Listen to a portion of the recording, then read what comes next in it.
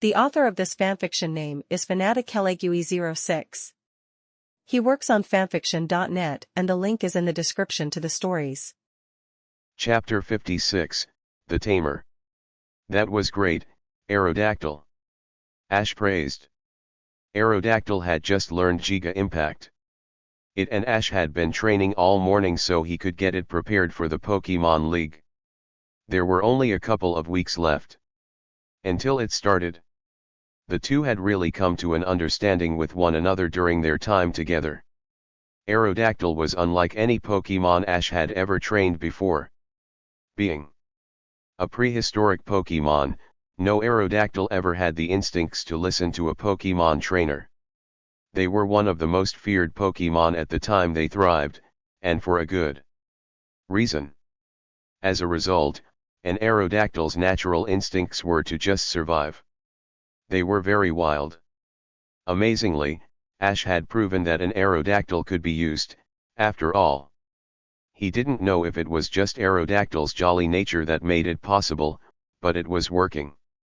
All Ash needed to do was let Aerodactyl know he cared about it. The prehistoric Pokemon flew back down to Ash before landing on top of him. It then pinned him to the ground and proceeded to lick him with its long tongue. It was slightly gross and surprising, but that was just Aerodactyl's way of showing affection.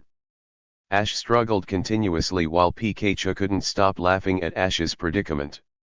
By the time Aerodactyl was finished, Ash was dripping in saliva. He rose to his feet before trying to brush off as much saliva as possible. He then made sure to fling some on Pikachu because it was still laughing at him. Ash and Aerodactyl then had a good laugh themselves now that Pikachu was drenched. Pikachu. Pikachu said angrily. Serves you right, buddy. You look even more ridiculous than I did. Ash laughed. Pikachu put on a pouting face and ran off to the nearby lake in Professor Oak's yard to wash off while Ash turned back to Aerodactyl. He then reached over and rubbed its scaly backside, which delighted the prehistoric Pokemon. It felt so relaxing after some heavy-duty training. I can't believe you actually learned Giga Impact so fast. That was really something. Ash told it. Iruo, it replied. Yeah. All you had to do was increase the power and speed of your takedown attack. I bet we'll be an unstoppable team at the Pokemon League. Ash declared. Ear. It questioned while looking at Ash curiously. Getting the gist of what it was asking, Ash nodded his head. Of course I'm going to use you in the Pokemon League. Why wouldn't I? You're part of the team, too. Aerodactyl looked down and sighed in response. You're still hung up about going wild on Cinnabar Island, aren't you? Ash asked. Aerodactyl merely nodded its head. I've already forgiven you for that and so has everyone else. It's in the past. Now we can work together to be a great team. That's what I told you before. Remember? Ash asked. It? Eru, it replied. What happens if you go wild again? Ash inquired as he looked in thought. He saw Aerodactyl was looking at him with a very serious expression. He didn't know if Aerodactyl voluntarily chose to go wild or if it couldn't control itself. From what Ash had seen, though, Aerodactyl had been nothing but a friendly Pokemon since Ash had talked with it. Still, Aerodactyl seemed to be scared of itself, so Ash had to calm its fears. Don't worry. You won't, Ash told it. Ash shut his eyes at the memory. Unknowingly, he had completely lied to Aerodactyl. He had been so sure that Aerodactyl had gotten over its anger issues, but here it was. He opened his eyes again to see if this was some sort of bad dream, but he still saw Aerodactyl launching a series of attacks in an attempt to catch Crobat. Some attacks were connecting, but the ones that missed were proving to be dangerous for those around it. Ash already had to dodge a few attacks himself. Payayaka! Pikachu screamed and ran forward. Wait, Pikachu! I can't have you fight Aerodactyl.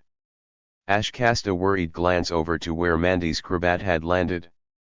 The bat Pokemon was sprawled out on the platform with blood pouring continuously from the wounds Aerodactyl had inflicted on it.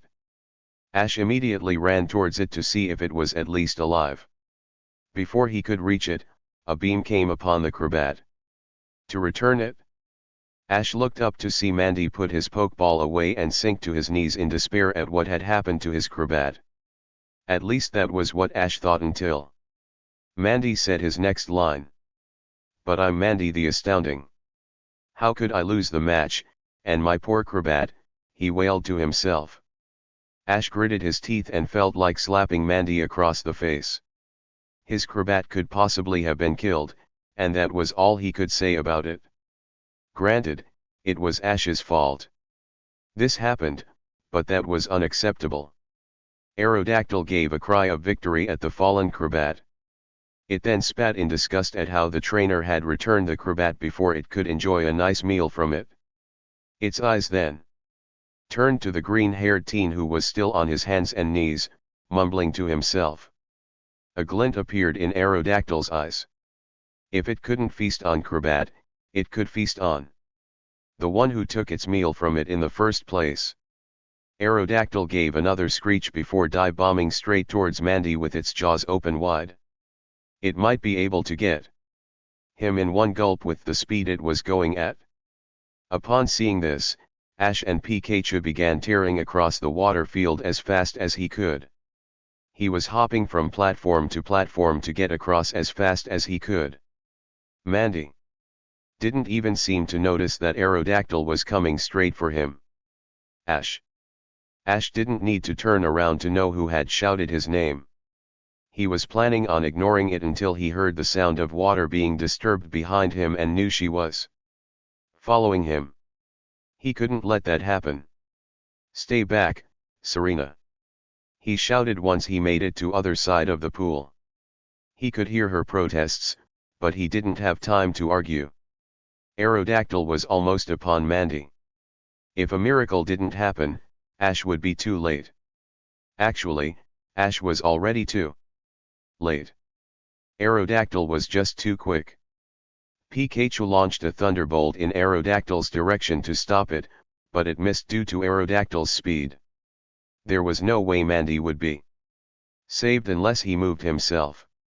"Don't do it, Aerodactyl," Ash shouted as loud as he could. Aerodactyl slowed down just the slightest at Ash's voice. It cast an eye over to the raven-haired boy and immediately remembered him. He was its trainer. In all of its rage, Aerodactyl had completely forgotten everything and only felt its natural instincts take over. It then faced forward again and saw a despairing boy. What was it doing before this? Was it trying to win a Pokemon battle for its trainer? Wait. Aerodactyl began to slow down tremendously upon coming to its senses, but it wouldn't be enough to avoid the boy in front of it. It swung its body upward in a disorganized manner at the last second. Its clawed feet just missed Mandy. Aerodactyl continued to fly after this but was too disoriented and ended up crashing into the stadium wall. It then fell back and landed on the ground by the pool with a thud. Ash and Pikachu made a beeline for the fallen Pokemon with Serena right behind them. Aerodactyl then got up and shook its head. It then saw Ash approach him and stared sadly at its trainer. It had done it again. It had lost control of itself and put everyone in danger. This time, it did it in the middle of an important match for its trainer and may have killed the opposing Pokemon. "Aerodactyl," Ash muttered once he reached it. "Pkaa," Pikachu moaned. "Aero," it cawed softly. Ash took a deep breath before pulling out his Pokeball. He didn't quite know what to say to it right now. Apparently, no one else did, either. As Ash looked around the stadium, he could see there were only a handful of people left. He spotted Brock, Misty, Leaf, Gary, and Richie near the middle of the stands. All had either a look of worry or complete shock. The whole stadium was dead quiet. Ash stared into Aerodactyl's eyes and could see all of its fury had evaporated. There was nothing but hurt there. It was so hard to believe that a Pokemon as friendly as Aerodactyl could have such horrible mood swings like this. It was almost bipolar. The first time this happened, one could easily say that Aerodactyl was unstable and felt threatened, but that wasn't the case here. It was just having a normal Pokemon battle. What was the problem? Aerodactyl, return, Ash said softly as he returned it to his Pokeball. Ash then slowly turned around to face Serena. She had an unreadable expression on her face, but it was clear her heart was breaking for him due to the way she was trembling. With her hand over her heart. This was Ash's first official Pokemon League battle, and it ended up being a total disaster. She wanted to rush forward and hug Ash but couldn't find the strength to move. "I think I better go," Ash mumbled as he slowly began to walk towards the trainer tunnel with Pikachu beside him. He pulled down the cap so it was covering his eyes and brought his head down as he did so. Serena merely nodded her head as she watched him go. She gave a sigh before following herself. "We should go, too," Brock muttered to the others as they got up from their seats to leave the stadium. Ash was completely lost in his thoughts. What on earth could have happened? He and Aerodactyl had come to an understanding at Professor Oak's lab and even shared some good bonding time. He used it in this match so it could get its first taste of real Pokemon battle. That would improve their relationship even more. There was no way he anticipated this to happen. Aerodactyl had almost eaten Mandy alive, and he had no idea about the condition of Mandy's Crobat. The image of Crobat lying in a pool of its own blood was still haunting him. "Ash Ketchum!" A voice called in front of him. Ash snapped his head up and saw Charles Goodshow a few yards ahead of him. Next to him were two Officer Jenny, and they were blocking his path. Far from the jovial man Ash had seen so far, Mr. Goodshow looked very angry. "Mr. Goodshow," Ash muttered. "I think you better come with us," Mr. Goodshow said. It could have been a suggestion, but his tone showed it was clearly an order. "Yes sir," Ash answered quietly. Serena had come up behind them and meant to follow, but Mr. Goodshow's voice made her stop in her tracks. "It's best if you stay here, miss," he told her. Ash turned towards Serena and nodded his head to signal he would be fine. He then heard more footsteps and saw his friends emerge from a nearby door in the tunnel. They all looked worriedly towards Ash and he merely shook his head. He certainly didn't want to involve them in this mess. Besides, he preferred to be alone right now anyway. He didn't know whether to be humiliated or scared in this situation. Mr. Goodshow and the two Officer Jennies then turned and silently gestured for Ash to follow them. Ash had no idea where they were leading him, but that wasn't on his mind right now. Why was Aerodactyl doing this? The worst case scenario had definitely happened, and Ash had been powerless to prevent it. Despite only walking for 10 minutes, it felt like an eternity to Ash. He just couldn't get the thoughts of Aerodactyl terrorizing the Pokemon League from his head. All of the cheers for him had instantly gone away, and anyone left in the stadium at the end didn't have anything to say. They had either angry or frightened looks.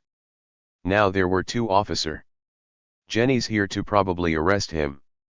Ash wanted nothing more than to disappear right now. Ash was led away to a small building in a remote part of the Indigo Plateau. Mr. Goodshow brought out a set of keys before unlocking the door and allowing the two Officer Jennies, Ash, and Pikachu to go inside. If it wasn't for the situation and the building, Ash would have had a strange sense of déjà vu with how the scene was playing out when he entered the building to light Molter's flame. It didn't take too much to realize this was probably Charles Goodshow's office. At least it wasn't jail, but that didn't mean they wouldn't do it later. Despite how nervous he was, Ash found himself unable to give much emotion. He just couldn't get over what had just happened. He was seated into a chair across from a large desk. Pikachu jumped into his lap and tried to pat its partner's arm reassuringly. Ash smiled at Pikachu for attempting to help, but the rodent could tell it was forced. Mr. Goodshow closed the door before going by Ash and sitting down himself on the other side of the desk. Being such a short man, it looked rather unnatural to see that he had such a large desk. It absolutely swallowed him. This was the furthest thing from Ash's mind at the moment, however. He forced himself to look at Mr. Goodshow to see he was still glaring at him. After a few seconds, he finally spoke. Ash, what were you thinking by sending that dangerous Pokemon into the battlefield? Because of this, all other Pokemon battles will have to be cancelled while repairs are done to the stadium. This may put us a whole 2 days behind schedule. Mr. Goodshow demanded. It's not like I knew it would happen. Ash cried defensively, but quickly lowered his tone because of who he was talking to. I'm sorry. I just had no idea. Mr. Goodshow waved his hand dismissively at Ash's apology before continuing. There was an attack on Cinnabar Island a couple of months ago by an Aerodactyl. The disaster was averted because a young trainer had captured it. Since there are so few trainers with an Aerodactyl in existence, that was your Aerodactyl, wasn't it? Yes. It was, Ash confirmed quietly. Based on that experience, you thought it would be a good idea to send it out in a public area? Mr. Goodshow inquired. Aerodactyl and I had been training so much since that time. We spent a lot of time together and talked quite a bit. I really thought we were past what happened on Cinnabar Island. I didn't know something like that could happen again, Ash replied.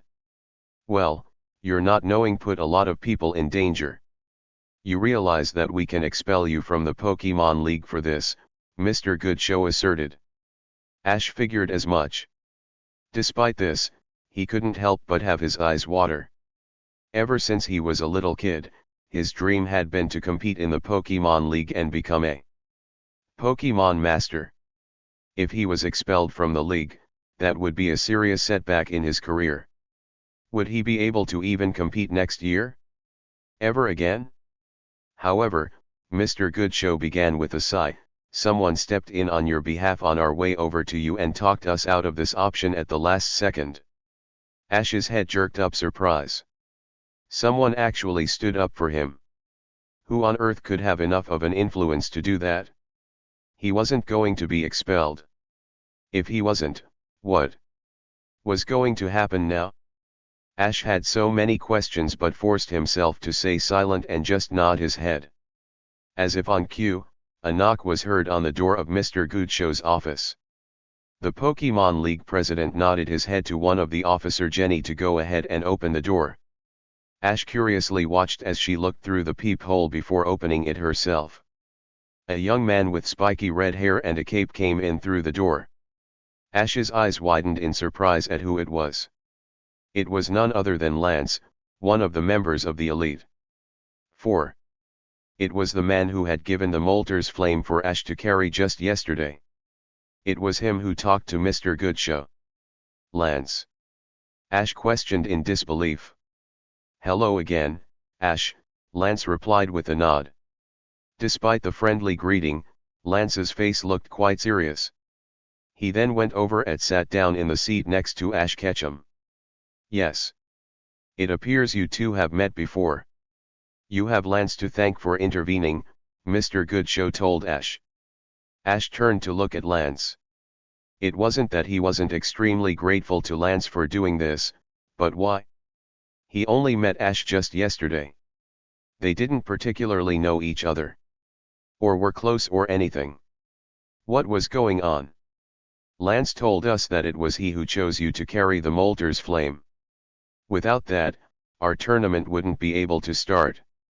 He said that he sensed you were a very special individual when he met you. Not to mention, he also said the legendary bird, Moltres, had a private chat with you when they were retrieving the flame, Mr. Goodshow said. Ash's head snapped back to Mr. Goodshow with an astounded look. Mr. Goodshow knew about Moltres' location, 2. Well, it wasn't too surprising since he was the president. He did remember the Elite Four saying it was Mr. Goodshow who conducted the whole flame gathering, after all. Of course I know about molders, my boy, Mr. Goodshow stated as if reading Ash's thoughts before continuing. Lance isn't a person who is easily impressed by many people, and neither is Molders. They must have known you to be very unique to do this. Lance wouldn't step in for just anybody. Ash was pretty much used to being called special by now. What was it that captured the attention of so many legendary Pokemon and the Elite Four? He was just boy from the small town of Pallet. Sure, he had the abilities of Aura which were said to be lost, but that couldn't be all, could it? Ash, I stopped this because I believe that you have what it takes to win the Pokemon League. The love you clearly have for your Pokemon let me know that there was no malice in your heart when you sent out Aerodactyl, Lance said. Thank you very much, Lance, Ash replied, not knowing what else to say. Even though you are still competing, there are going to be a few restrictions, Mr. Goodshow stated, drawing Ash's attention back to him. First of all, I absolutely forbid you to use Aerodactyl anymore during the Pokemon League. Ash nodded his head at the first condition. He figured as much. Second, an Officer Jenny is to be with you all times in public starting tomorrow. She will accompany you to all of your matches and stay with you until the evening when you enter the Pokemon Center, Charles Goodshow continued. Ash nodded his head once again. Now he was going to have a police officer keeping him under surveillance for the rest of the time he was here. This wasn't exactly the ideal way to be in the Pokemon League, but at least he could still compete. He got off easy thanks to Lance. Another thought suddenly came to his head upon hearing all this and he blurted it out. What about my last match that I just had with Mandy? He asked suddenly. Mr. Goodshow looked at the two Officer Jennys and Lance before answering Ash's question. He gave a sigh and massaged his forehead in frustration. We have begrudgingly declared you the winner of the first round. The league rules state that one trainer loses when the other trainer knocks out their opponent's Pokemon. Though in a very gruesome manner, your Aerodactyl met those qualifications by defeating Crobat, Mr. Goodshow said with a hint of anger. Ash gaped at Mr. Goodshow. They were actually declaring him the winner against Mandy. He wouldn't have to do a rematch or anything. He won his first match in the Pokemon League. Suddenly remembering about Crobat, Ash asked the next question on his mind. What happened to Crobat? Ash frantically asked. Is it okay? It will survive. One of our best nurse Joys has it now and is taking very good care of it. It was critically injured, but should make a full recovery. You're very lucky you don't have the death of another trainer's Pokemon on your hands. That most certainly would have led to your arrest and disqualification in the Pokemon League. No amount of intervention could save you from that, Mr. Goodshow said with a frown. Ash was reminded of the scene when Aerodactyl had bitten deep into Crobat and thrashed it around in an attempt to tear it apart. If Pikachu hadn't launched its Thunderbolt when it did, Aerodactyl wouldn't have released Crobat. If that hadn't happened, Crobat would no doubt be inside of the prehistoric Pokemon's stomach in several pieces right now. Ash squirmed uncomfortably in his seat at the thought. At least Crobat will live. Ash still had several more thoughts going through his head right now. If he was banned from using Aerodactyl in the league, did that mean it would have to stay in its Pokeball the whole time? Would he ever get to release it and allow it to stretch its wings? Would he be able to even talk or train with it? Mr. Goodshow. Ash spoke up, causing the man to give him his attention. Even though I'm not allowed to use Aerodactyl to battle, am I still allowed to train with it while I'm here? Actually, I would be interested in seeing Aerodactyl myself, Lance said, causing Ash to turn to look at him.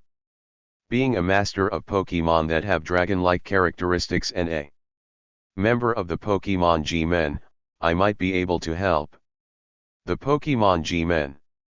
Ash asked curiously. It's a government organization that travels the countryside. Our main purpose is to investigate any mistreatment of Pokemon that is suspected, Lance explained. I've never mistreated Aerodactyl. Ash suddenly cried against his better judgment. I didn't mean it like that, Ash, Lance sighed. I meant it seems like your Aerodactyl has a big problem, and I would like to try to figure out what it is. I actually will agree to this, Mr. Goodshow added. Ash, as long as you are under Lance's supervision, you may have Aerodactyl out of its Pokeball during your time here. Ash looked back down towards the floor again and met Pikachu's eyes. Clearly, this isn't what the yellow rodent had in mind of what its time at the Pokemon League would be like. Either. They gazed at each other before Ash turned to Lance and then Mr. Goodshow. Okay. Thank you very much, Ash replied. Well, I think we are done here. Just remember to never leave Officer Jenny's side while you are here. You must alert one when you are about to leave the Pokemon Center for any reason starting tomorrow, Mr. Goodshow reminded.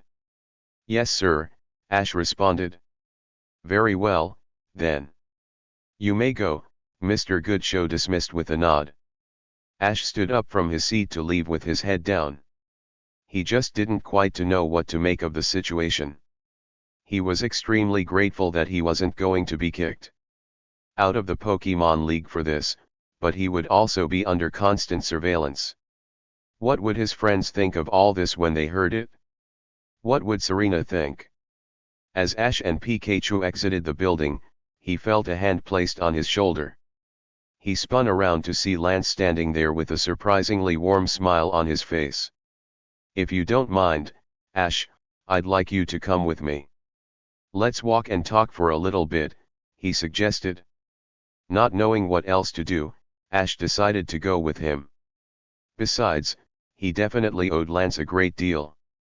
At any other moment, he would have been ecstatic that an Elite Four member would want to talk to him, but now, it felt different. Was it because he already met Lance once before, or was it something else? Taking Ash's silence as a cue to go on, Lance wordless gestured towards a pathway that branched off from the rest of the Pokemon League. Ash nodded his head, and together, with Pikachu, set off down the path with Lance beside them. Ash had a pretty good idea to what Lance wanted to talk about, but he decided to let the Dragon Master speak first. If you don't mind me asking, how did you acquire an Aerodactyl? Lance asked. Oh. A while back, my friends and I came across some Pokemon fossils at MT Moon. We heard stories about a resurrection machine being on Cinnabar Island that could bring Pokemon back to life. At first, I thought the idea was crazy, but then I went to Cinnabar Island and the machine actually worked. One of the fossils produced a real, living Aerodactyl, Ash explained. I see. Your group was the kids who were fortunate enough to be the first witnesses to the real resurrection machine, Lance realized. That's right, Ash confirmed. You were actually able to stop Aerodactyl's rampage and capture it? That is quite a feat, Lance commented. Yeah, Ash agreed lamely. I mean it. Aerodactyl are not your average Pokemon. For you to actually be able to capture and use one in battle takes a special trainer, Lance went on. Well, I saw how well that worked out with my first match, Ash muttered. I don't think the problem was you, Ash, Lance said as they stopped. May you please release your Aerodactyl? I would like to see it myself. Ash fished out Aerodactyl's Pokeball and took a hard look at it. He knew that Aerodactyl wouldn't go on a rampage now that it had calmed down. Still, how would it react upon seeing Lance? Ash was one of the very few people the prehistoric Pokemon trusted, but then again, Lance was a professional so it might be okay. Alright. Come on out, Aerodactyl, Ash said to it as he released it.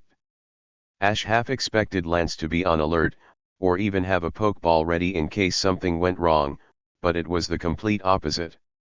He still wore a gentle smile on his face as he watched the prehistoric Pokemon take shape.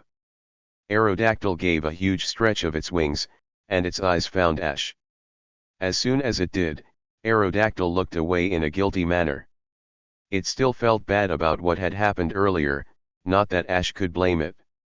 "How are you feeling, Aerodactyl?" Ash asked it. "Eero," Aerodactyl muttered as it looked away from Ash. It was then Aerodactyl spotted Lance, and it tensed up. "It's okay, Aerodactyl. He's a good person," Ash said gently to it. "How are you, Aerodactyl?" "My name's Lance," Lance introduced as he took a step forward. Aerodactyl regarded Lance for a few moments before it hobbled forward a few steps. It then looked Lance up and down appraisingly before doing its uncharacteristic smile. Ash and Pikachu were then surprised when Aerodactyl leaned over and licked Lance, too. Ash and Pikachu both sweat dropped at this display. It looked so out of place for an Elite Four member to be in this situation. "Well, you certainly are friendly," Lance laughed once Aerodactyl stopped. He then took out a cloth and wiped himself off before continuing. "It's just as I thought." "What do you mean?" Ash inquired. "Aerodactyl isn't a viscous Pokemon by nature." "I can tell that much by its actions just now," Lance deduced. "Of course not. Under normal circumstances, Aerodactyl wouldn't harm anything," Ash replied as he went over and rubbed Aerodactyl on the head. "I just don't understand how this could have happened. I trained with Aerodactyl a lot for the past few weeks. Never once did it show any signs of doing something like this again." "You said this was its first real battle, didn't you?" Lance questioned. "Yeah. I figured that Aerodactyl and I would need to actually battle together to be closer. I want to be the best trainer I possibly can. The first way I do that is by forming the greatest bonds I can with my Pokemon," Ash confirmed. "That's true. Both trainers and their Pokemon grow together by the experiences they share, whether it be battling, training, or just enjoying each other's company," Lance agreed. "So what went wrong?"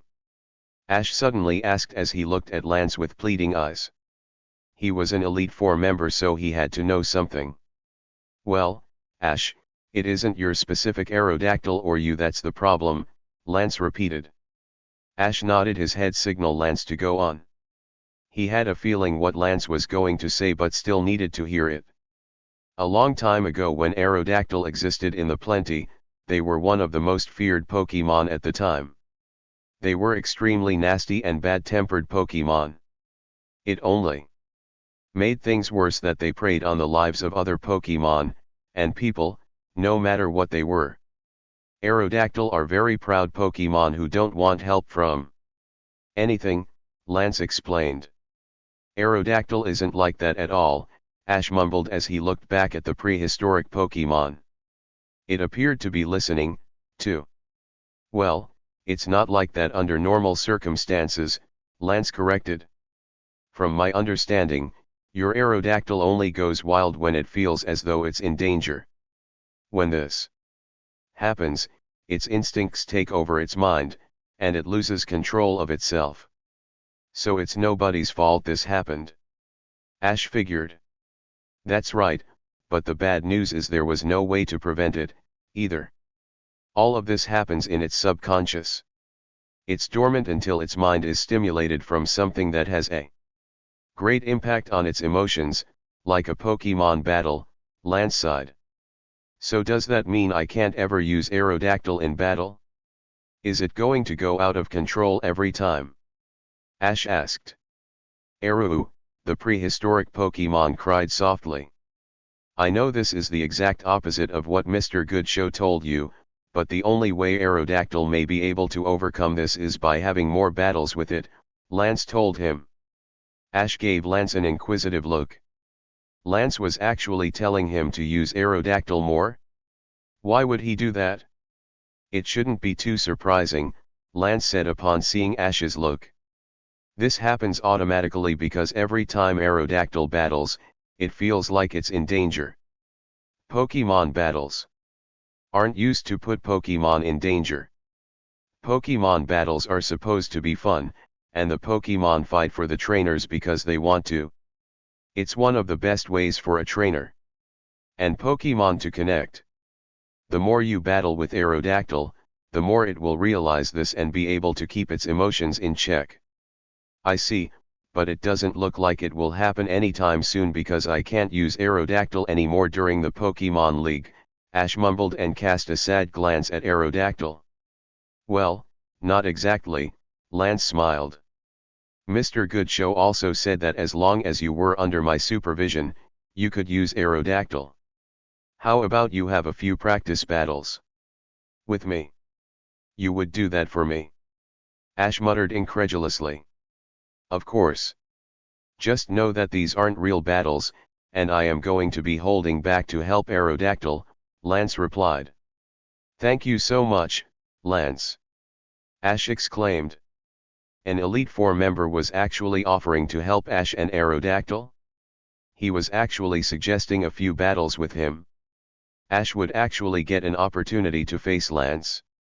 It wasn't an official match and just used to help Aerodactyl, but still.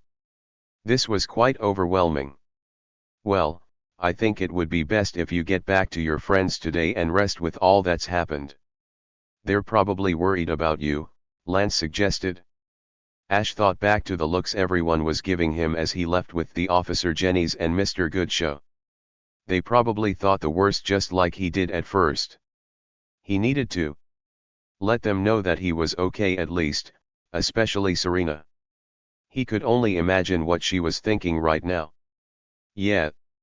I think Aerodactyl needs a break, too, Ash said as he cast a glance at it, receiving a nod. Okay, Ash. Will you meet me here 2 days from now at 10 in the morning? We can start then. You should get some rest today and tomorrow, Lance asserted. Sounds good to me, Lance. Ash said before he flashed his first genuine smile since the match and turned to Aerodactyl. Does that sound alright to you, too? Irua. It cried happily. Great. Ash replied as he returned it. Let's go, Pikachu. Pika-Pie. It cheered. With that, the two tore across the pathway back to their friends. Ash had a newfound sense of determination now that he was having an actual Dragon Master help him. He was going to work with Aerodactyl to help it overcome its problem. Once they could do that, they will be a great team and become even closer to each other. As Lance watched Ash leave, he smiled to himself. Maybe having Moltres speak to this boy wasn't so surprising, after all. Lance didn't know it at first, but now that he has actually talked to Ash, he could tell the boy was special and definitely had what it took to be a great trainer. His intuition was rarely wrong. He had been right about Red Ketchum becoming great, after all. When Ash arrived back at the Pokemon Center, the place was packed just like before, but it was different. Ash could hear from outside the place was quite lively, but all that changed as soon as he stepped in. Everybody turned towards him, and it became dead quiet. Ash nervously looked around at all of the glares he was receiving. He couldn't really blame them, though. He just wanted to see his friends right now. Ash nervously made his way to Nurse Joy's counter. He still hadn't healed his Pokemon from the last battle, and they definitely needed it. Nobody ever took their eyes off of him. The entire walk while Ash avoided eye contact them. The huge boost in attitude he had from Lance had quickly vanished, leaving him how he was feeling just after the match. The short distance to Nurse Joy's desk almost felt like a mile away. Once he finally reached Nurse Joy's desk, Nurse Joy did her normal smile towards him, which Ash was immediately grateful for. At least she didn't glare at him. Hello, Ash. What can I do for you? She asked kindly. I was wondering if you could help my Pokemon recover after the match I had, Ash asked timidly. You mean the one who almost killed everybody? Someone called out. It was the first words anyone besides Nurse Joy said since he entered. Ash grimaced at the words. They were right. Even though they didn't understand the situation, Ash couldn't blame them for being angry. To them, he had just been some stupid trainer who recklessly sent out his Aerodactyl to battle, but that was only a half-truth. He looked up and saw Nurse Joy give the boy who said that a disapproving look before turning back to Ash. Of course. I will be very happy to check on your Pokemon, Nurse Joy replied. Thank you, Ash said as he handed the Pokeballs to her. Pikachu leaped off of Ash's shoulder and onto the desk so it could be checked out, too. Nurse Joy was just about to bring the Pokemon to the back room when the door to the Pokemon Center opened. Thinking it was one of his friends, Ash spun around to greet them. With a smile, but it soon morphed into a grimace when he saw who it was, Mandy. You! Mandy bellowed as he stormed over to Ash and pointed an accusing finger at him. How dare you humiliate Mandy the Astounding like that? I'm sorry that happened to your Crobat.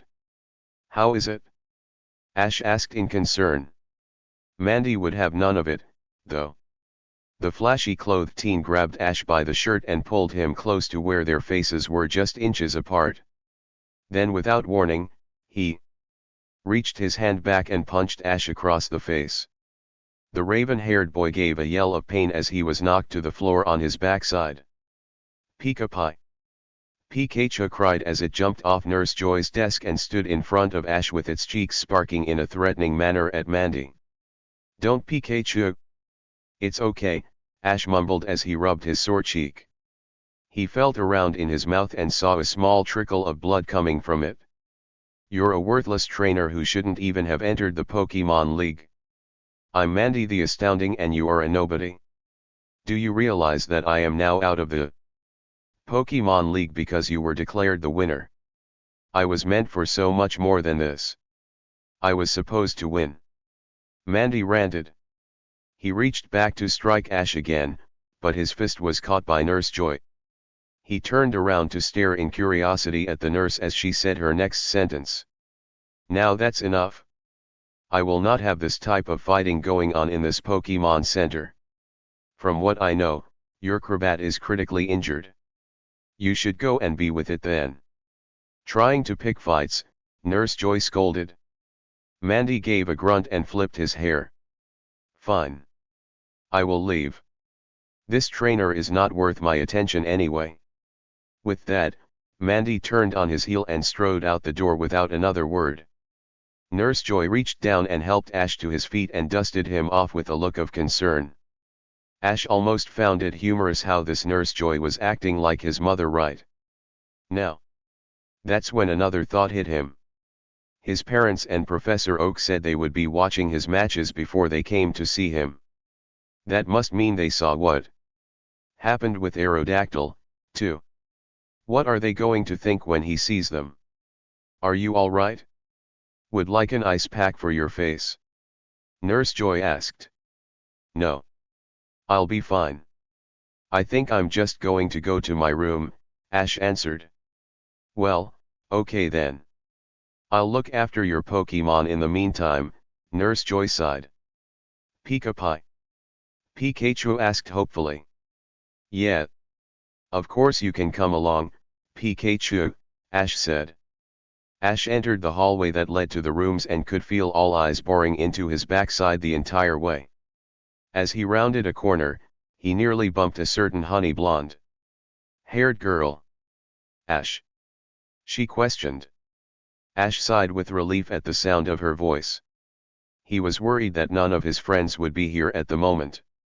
He saw Serena regarding him with a look of worry. Tijipai was in her arms, and for once, it wasn't wearing its usual cheerful expression. It was looking at Ash with sad curiosity. Hey, Serena. Hi, Tijipai, he mumbled.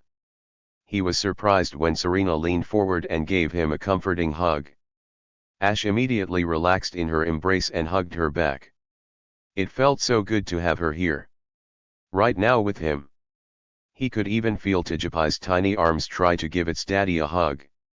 Though oblivious to most situations, even it could tell something was bothering Ash. Did anything happen? Serena asked as she broke away. Well, Ash trailed. A lot did happen actually, but he didn't really know whether to classify it as good or bad. There was a pretty good blend of both. On one hand, he had almost been banned from the Pokemon League and needing to be under constant surveillance by Officer Jenny, but on the other, he had Lance willing to help him with Aerodactyl. He decided to answer what Serena was worried about first to ease her fears. The rest could come after. Well, I wasn't kicked out of the Pokemon League, he said. Serena noticeably let out a sigh of relief. Oh, thank goodness. You have no idea how worried the others and I were when you left with Mr. Goodshow. Even though I'm still in, I have to have an Officer Jenny accompany me everywhere I go starting tomorrow, Ash mumbled. Serena gasped when she heard that. Ash was going to be monitored like he was some criminal. Was that really the cost of him not being kicked out of the Pokemon League? Her eyes watered at hearing this, and she was about to say something until Ash beat her to it. Yeah. It turns out it was Lance who stepped in to talk to Mr. Goodshow, Ash continued. Lance? The Elite Four member we met yesterday? Serena questioned and raised an eyebrow. Yeah. We talked for a little bit afterward, and he agreed to help Aerodactyl overcome its problem. The only time I'm allowed to have it out for the rest of the Pokemon League is if he's present, Ash said. Lance is going to help you? Serena asked, amazed. Yeah. It's the only good thing that has come out of this situation, Ash sighed before hanging his head. I can't believe how badly I screwed up with my very first Pokemon League battle ever.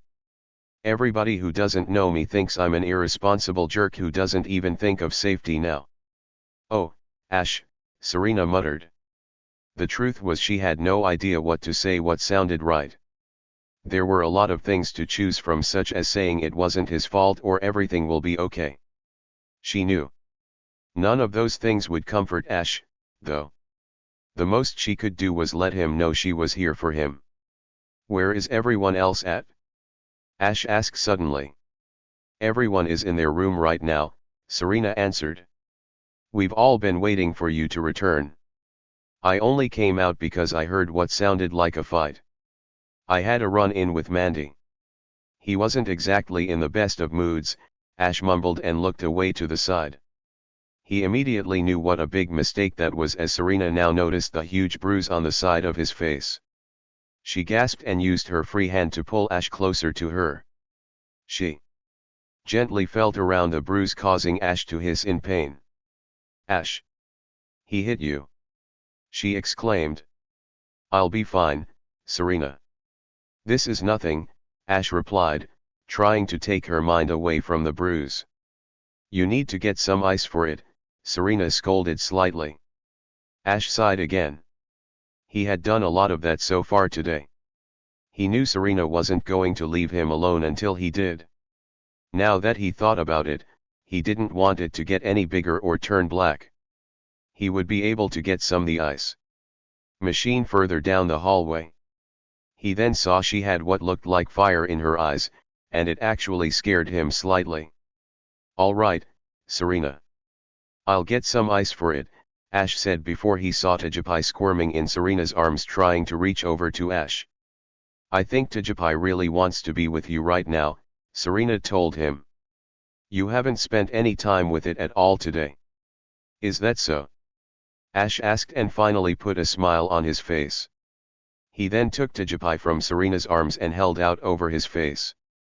Tijapai gave a delighted chirp in response. Pikachu! Then hopped on Ash's shoulder and gave a smile to the Pokemon, also. After I get some ice, I think I'll let everyone know how I'm doing and just stay in my room the rest of the day.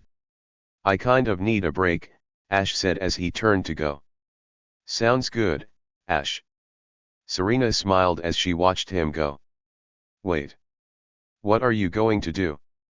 Ash asked as he turned to look at her curiously. He hadn't heard footsteps yet, meaning she was still in the same spot.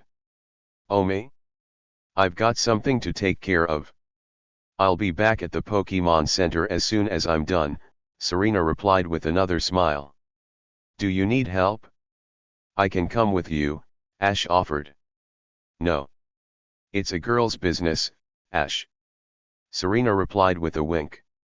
Seeming to be satisfied with that answer, Ash continued down the hall. He thought it best not to push the issue. If it was something she wanted to tell him, she would. Girls, am I right? He whispered to Tijipai and Pikachu, causing Pikachu to snicker and Tijipai to just chirp happily again. Serena waited until Ash was out of sight. Once he was, she immediately narrowed her eyes and turned on her heel. She entered the lobby, ignoring all the stares she was getting, and stormed out the door. The truth was, she was glad she had found a reason to give Tijipai to Ash. She didn't want the baby Pokemon to see what she was about to do. She had a certain green-haired teen she wanted to pay a visit to. As expected, it wasn't too hard to find Mandy. He had a habit of making himself known wherever he was. He might as well just carry around a sign that said, "Hey, I'm right here." Serena found him near the clothing stores, as expected, giving an interview, as expected. He had his back turned to her, which was perfect. As Serena made her way over to him, she could overhear what Mandy was saying. It sounded a lot like how amazing he was, and he should have won, and how that black-haired twit was nothing but an irresponsible loser. This only fired Serena up even more. She would teach him not badmouth and hit her Ash like that. She marched over to Mandy before tapping him on the shoulder.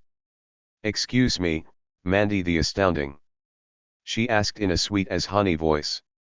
"Pardon me for the interruption of my interview," Mandy said to the reporters before flipping his hair. "It seems one of my fans has something they want to say to me." He then turned around and was immediately met with a harsh slap right across his face. Mandy blinked in confusion before he saw a fist flying towards his face this time. The hit connected, and Mandy was sent sailing backwards a few yards, leaving him slightly dazed. Serena then went to close the distance she had just created between them. Mandy took a few seconds to recover from the shock. He shook his head and glared angrily at his attacker. "Hey! What is the meaning of?" He stopped as soon as he saw the frightening expression on Serena's face. Her teeth were clenched, and eyes seemed to show nothing but fury. If Mandy didn't know better, he could have sworn there was a flashing red color from her eyes. If looks could kill, Mandy would be dead 1,000 times over.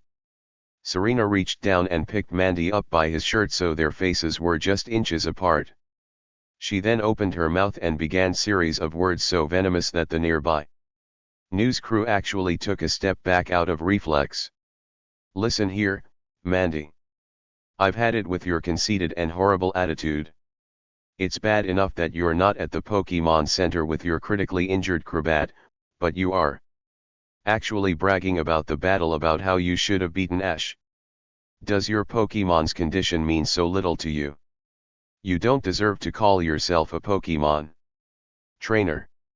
All you care about is the fame that comes with it, and that's absolutely despicable.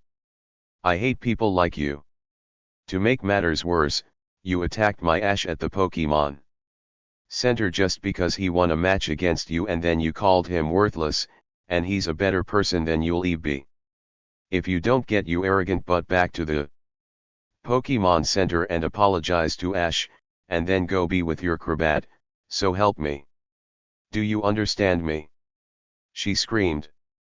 Mandy's face was pale, and he was actually terrified beyond belief. He had never had someone say things or look at him like that before. He was sweating profusely and was even afraid to answer for fear his voice would set this scary girl off again. "Hell hath no fury. It was clear she was expecting an answer, though. He summoned what little courage he had left and managed to squeak out a single word. "Yes," he said meekly. "Good. Now get out of here," Serena spat as she dropped Mandy to the concrete walkway. There was audible thud as Mandy's behind hit the cement. It was painful, but he didn't let that deter him.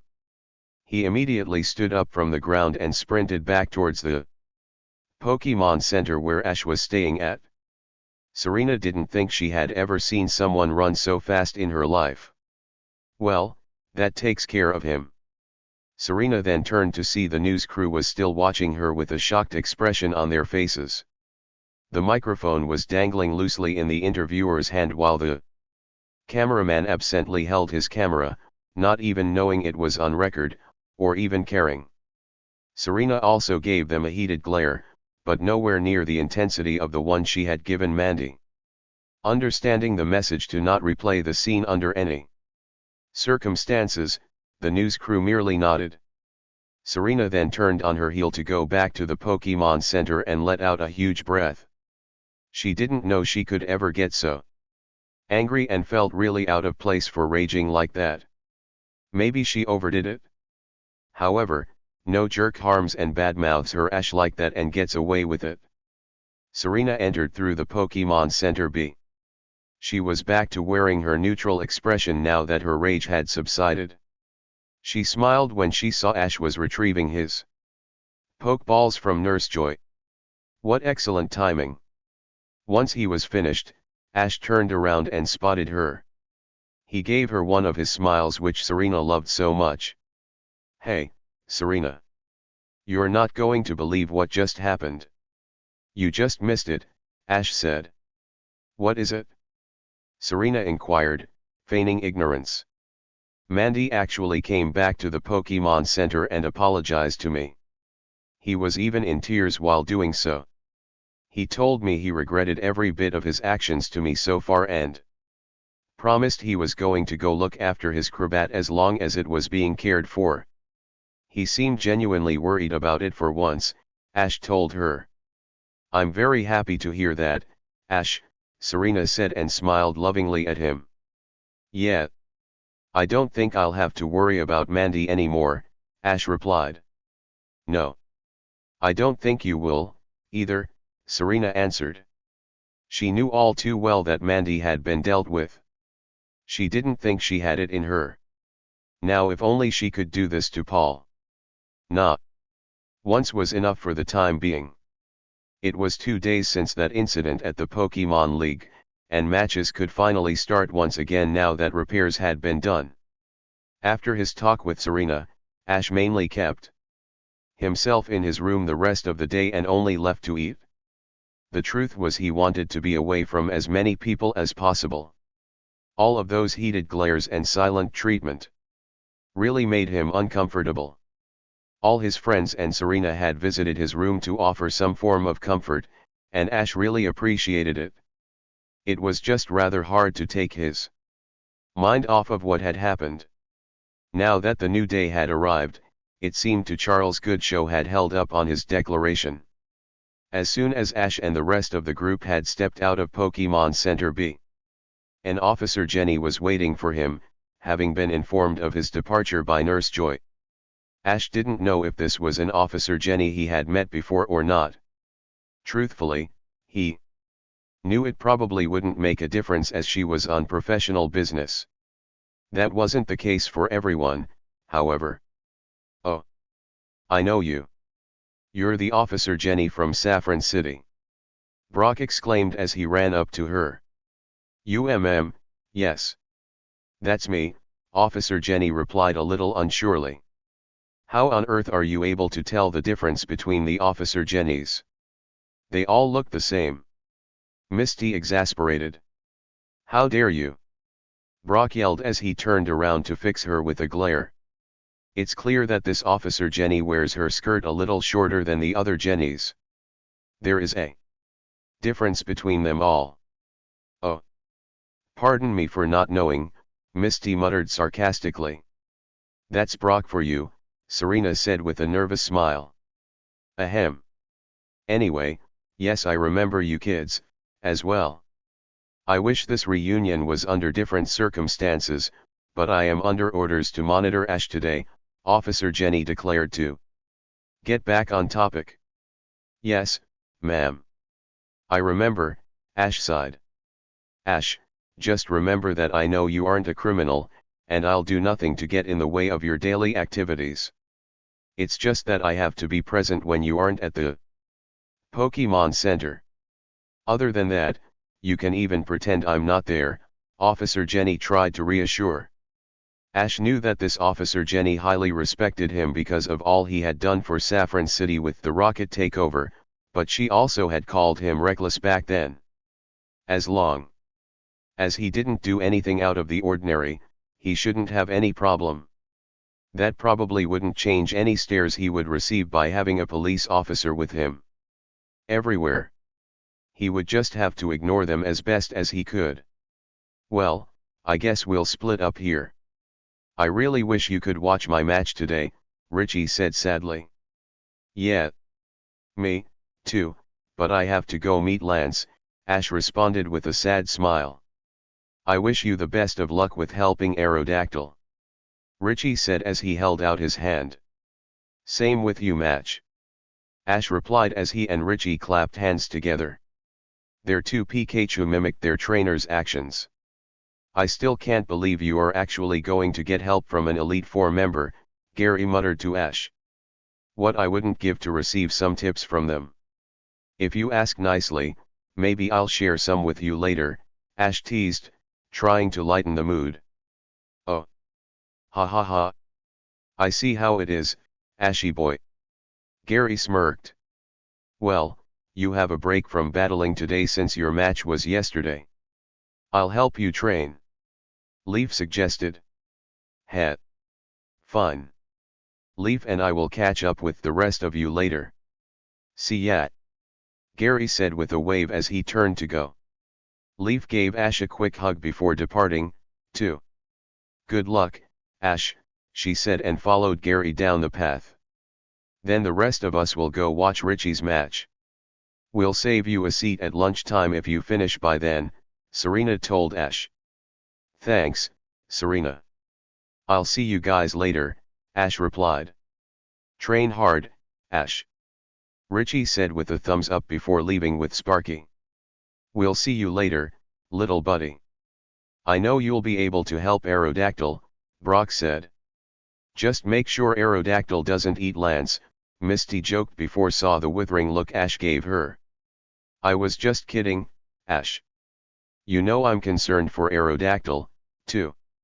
Say bye to your daddy, Tijapai. Serena smiled as she took one its little arms and waved it in a goodbye fashion. She then went up and planted a light kiss on Ash's cheek. Ash smiled at the gesture. You bet. I'll see you guys after a while.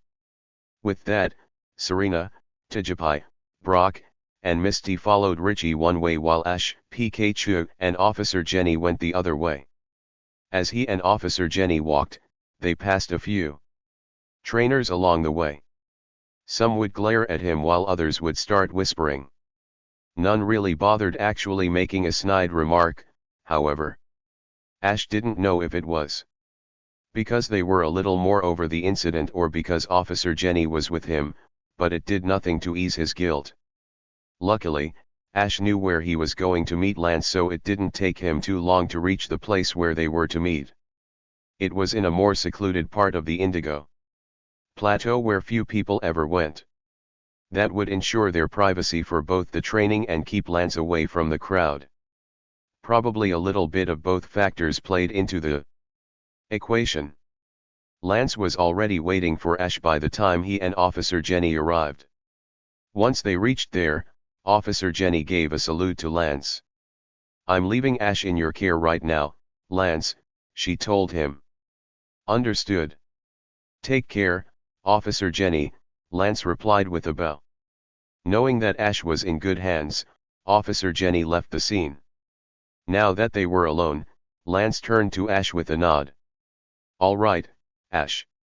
I say we jump right into it and release our Pokemon for a warm-up. Go, Dragonair, he declared as she released the evolved form of Dratini.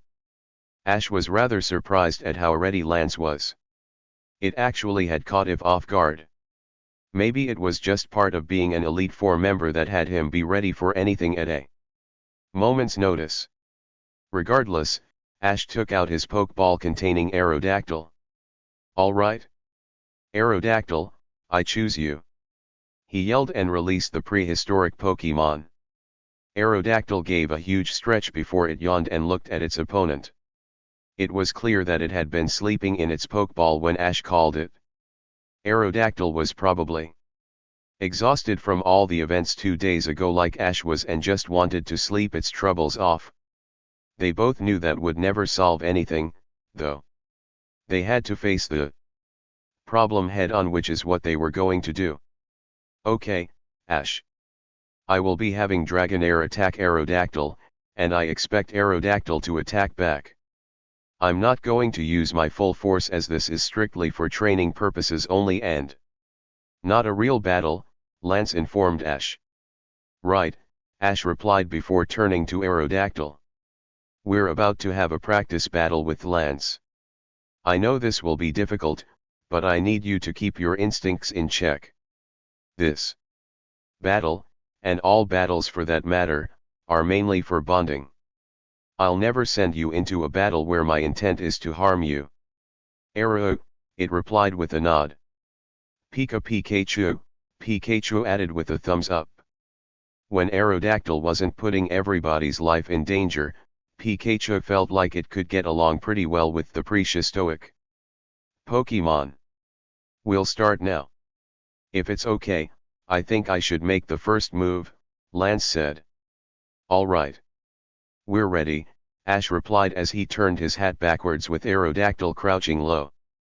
"Dragonair, use Dragon Breath," Lance hollered. "Dodge it, Aerodactyl," Ash countered. The dragon Pokemon gave a cry and shot what looked like blue flames from its mouth towards Aerodactyl. The prehistoric Pokemon took to the sky and successfully dodged it. It then began to circle over Dragonair. "Great job, Aerodactyl. Now use Ancient Power," Ash shouted. Aerodactyl then gave a mighty screech. A series of rocks then conjured up from the ground. The rocks then spun around in circles and surrounded Dragonair. They then began to rush at it to strike it continuously. "Use agility to speed up and Dragon Breath to break those rocks," Lance told it. Dragonair nodded before unleashing its Dragon Breath and twirling around in a circle very quickly. The blue flames instantly shattered the rocks upon touching them, and soon there were no more left. Dragonair had completely negated the attack. Ash thought that was quite impressive. Lance didn't tell Dragonair to dodge it or even endure the hit. He simply told it destroy it outright, and it did so with little effort. That must be a powerful Dragonair. Try your Giga Impact, Aerodactyl. Your speed is amazing when you use that move, Ash told it. Aerodactyl nodded and dive-bombed straight at Dragonair.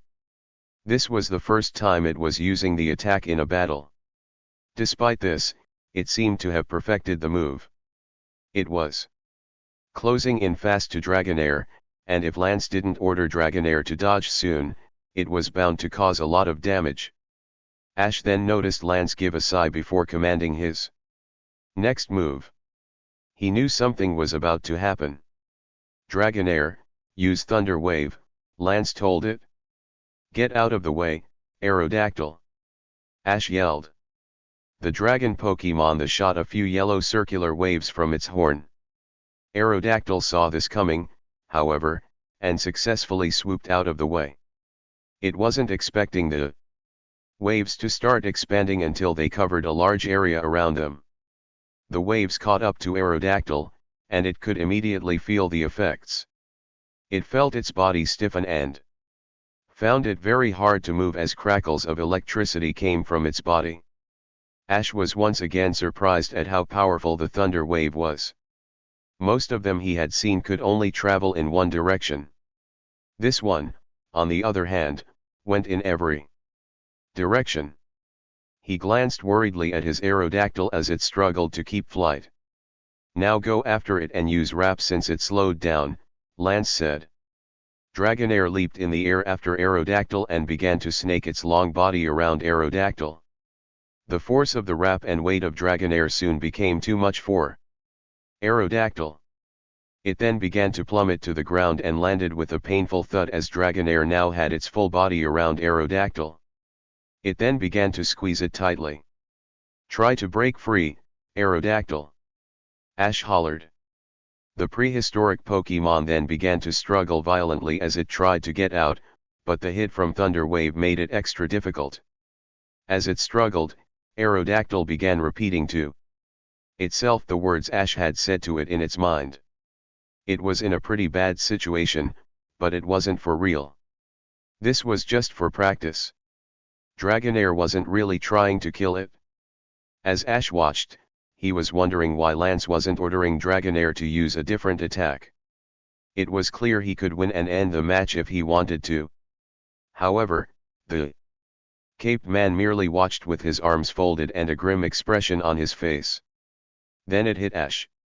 He was purposely provoking Aerodactyl. Despite Aerodactyl trying to tell itself that everything was fine in reality, it could start to feel a desperate need to get out of the situation at any cost. No. It couldn't think that. This wasn't a fight for its life. Aerodactyl began to make out various cries as it struggled harder and more violently. It felt its primal side growing inside of it. No. This couldn't happen. It had to fight it. Its judgment was starting to get hazy, and then. Okay, Dragonair. Release Aerodactyl, and back away from it, Lance ordered. Dragonair nodded its head and swiftly unwrapped itself from Aerodactyl before crawling back beside Lance. Aerodactyl was noticeably shaking and panting heavily. It was gritting its teeth and had its eyes shut as it seemed to be fighting some internal battle. Return, Aerodactyl, for the time being. Let it rest, Lance said gently. Ash nodded his head and hastily returned the prehistoric Pokémon to its Pokeball. He then looked sadly at it. It was clear Aerodactyl was fighting its instincts very hard, but it might have done something terrible if Dragonair had held onto it for a few more seconds. Lance had called it off just in time. I'm sorry for doing that to Aerodactyl, but I had to see for myself how much Aerodactyl could take before it started to struggle, Lance said as he walked over to Ash. No. It's fine. I can see why you did it, Ash replied as he continued to stare at the Pokeball. It seems things were as bad as I thought. I wasn't expecting Aerodactyl to make any improvement the first time. That would have been remarkable, Lance commented. Yeah. So we have a long way to go. Ash guessed. Oh yes.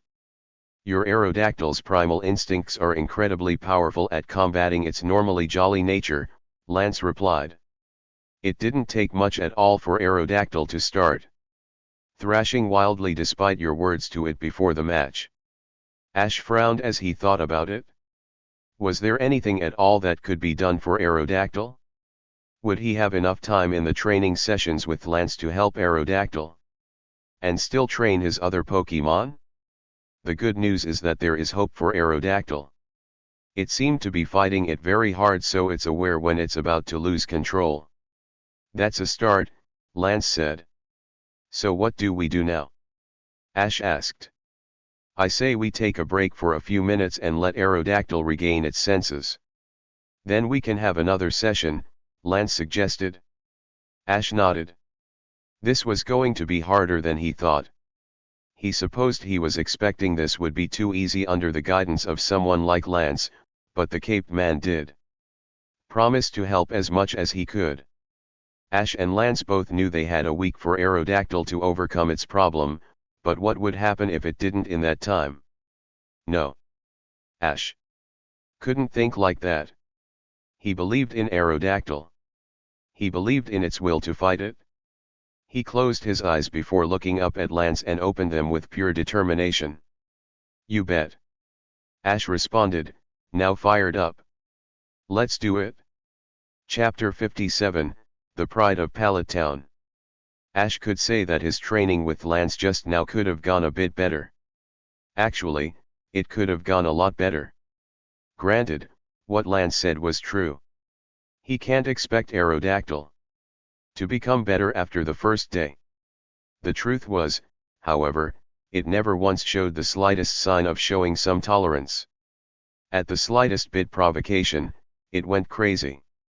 Despite being aware of its faults, he could just hope tomorrow would be better. For now though, he needed to find his friends to meet them for lunch. Pika Pie. The yellow rodent asked his partner. I'll be fine, Pikachu. I'm just really worried about Aerodactyl. Can it really overcome its problems that quickly? Ash replied. Payayaka. Pikachu cheered. Heh. Thanks for saying that, even if it is just to cheer me up, Ash said. I must wonder, Ash, what do you plan to do with Aerodactyl if it isn't ready to be used by the end of the Pokemon League? Officer Jenny asked beside him. Ash stopped walking and froze at the question. He turned to look at Officer Jenny and saw her giving him a critical eye. Ash knew this was a concern for her because Aerodactyl was a very dangerous Pokemon according to her. The way she saw it, if left out in the open and free to do what it wants, countless lives could be at risk, whether Ash wanted to admit it or not. He didn't want to think like that nor consider it a possibility. I believe in Aerodactyl. I don't think that will be the case, Ash responded, hoping she wouldn't press the issue. Officer Jenny studied Ash. He certainly was a determined boy. She still remembered talking to him after he raided the Sylph Company building in Saffron City. That had been an extremely reckless thing to do. Despite this, he was one of the most interesting trainers she had seen in a while. She could tell the question was making him uncomfortable, so she decided to set it aside for now. All right. I won't bring it up again unless necessary. Just be careful, she told him. Despite Officer Jenny's words about not to bringing it up again, that thought was going to nag him now and linger on. What would happen to Aerodactyl if it wasn't done by then? Would the police take it away from him? Ash really didn't want to know. That's why Aerodactyl needed to succeed. He had to make sure of it. Ash and Officer Jenny had made it to the cafe where he was supposed to meet the others. After the talk about Aerodactyl, it had been a pretty quiet trip. Ash was lost in his thoughts about what Officer Jenny had said. What do you plan to do with Aerodactyl if it isn't ready to be used by the end of the league? Focus, Ash. That won't happen. Aerodactyl will pull through. Ash told himself. Now that he was at the cafe, Ash had to take his mind off of these negative thoughts unless his friends noticed something was up. They were already worried enough about him. And he didn't want to burden them with any more of his troubles, especially Serena. He knew they would support him no matter what and would readily help him with anything, no matter how big or small, but he also wanted to have something to show that he could handle some problems himself. He wasn't sure if that way of thinking was right or wrong, it was just how he felt at the moment. Ash swung open the door for the diner and stood to the side to allow Officer Jenny in. When she didn't enter, Ash gave her an inquisitive glance. In return, she just smiled at him. I don't want my presence to ruin your social time with your friends so you can eat with them by yourself. I'll be out here as soon as you're done, though. It isn't like you can do anything inside of a diner that would be considered suspicious, Officer Jenny said matter-of-factly. Ash flashed her a grateful smile. At least that meant he could still enjoy some time with his friends without a police officer hovering over his shoulder. He had no doubt that she would have some form of watching him while he was in the diner but chose not to think too hard about it. It was probably best just to go ahead and enjoy the free time given to him.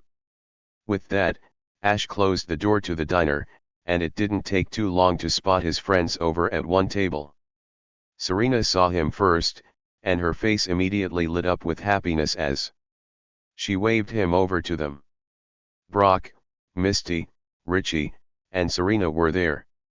He was a little sad that Leaf and Gary weren't there, too, but he decided they were still off training. Gary certainly took it seriously.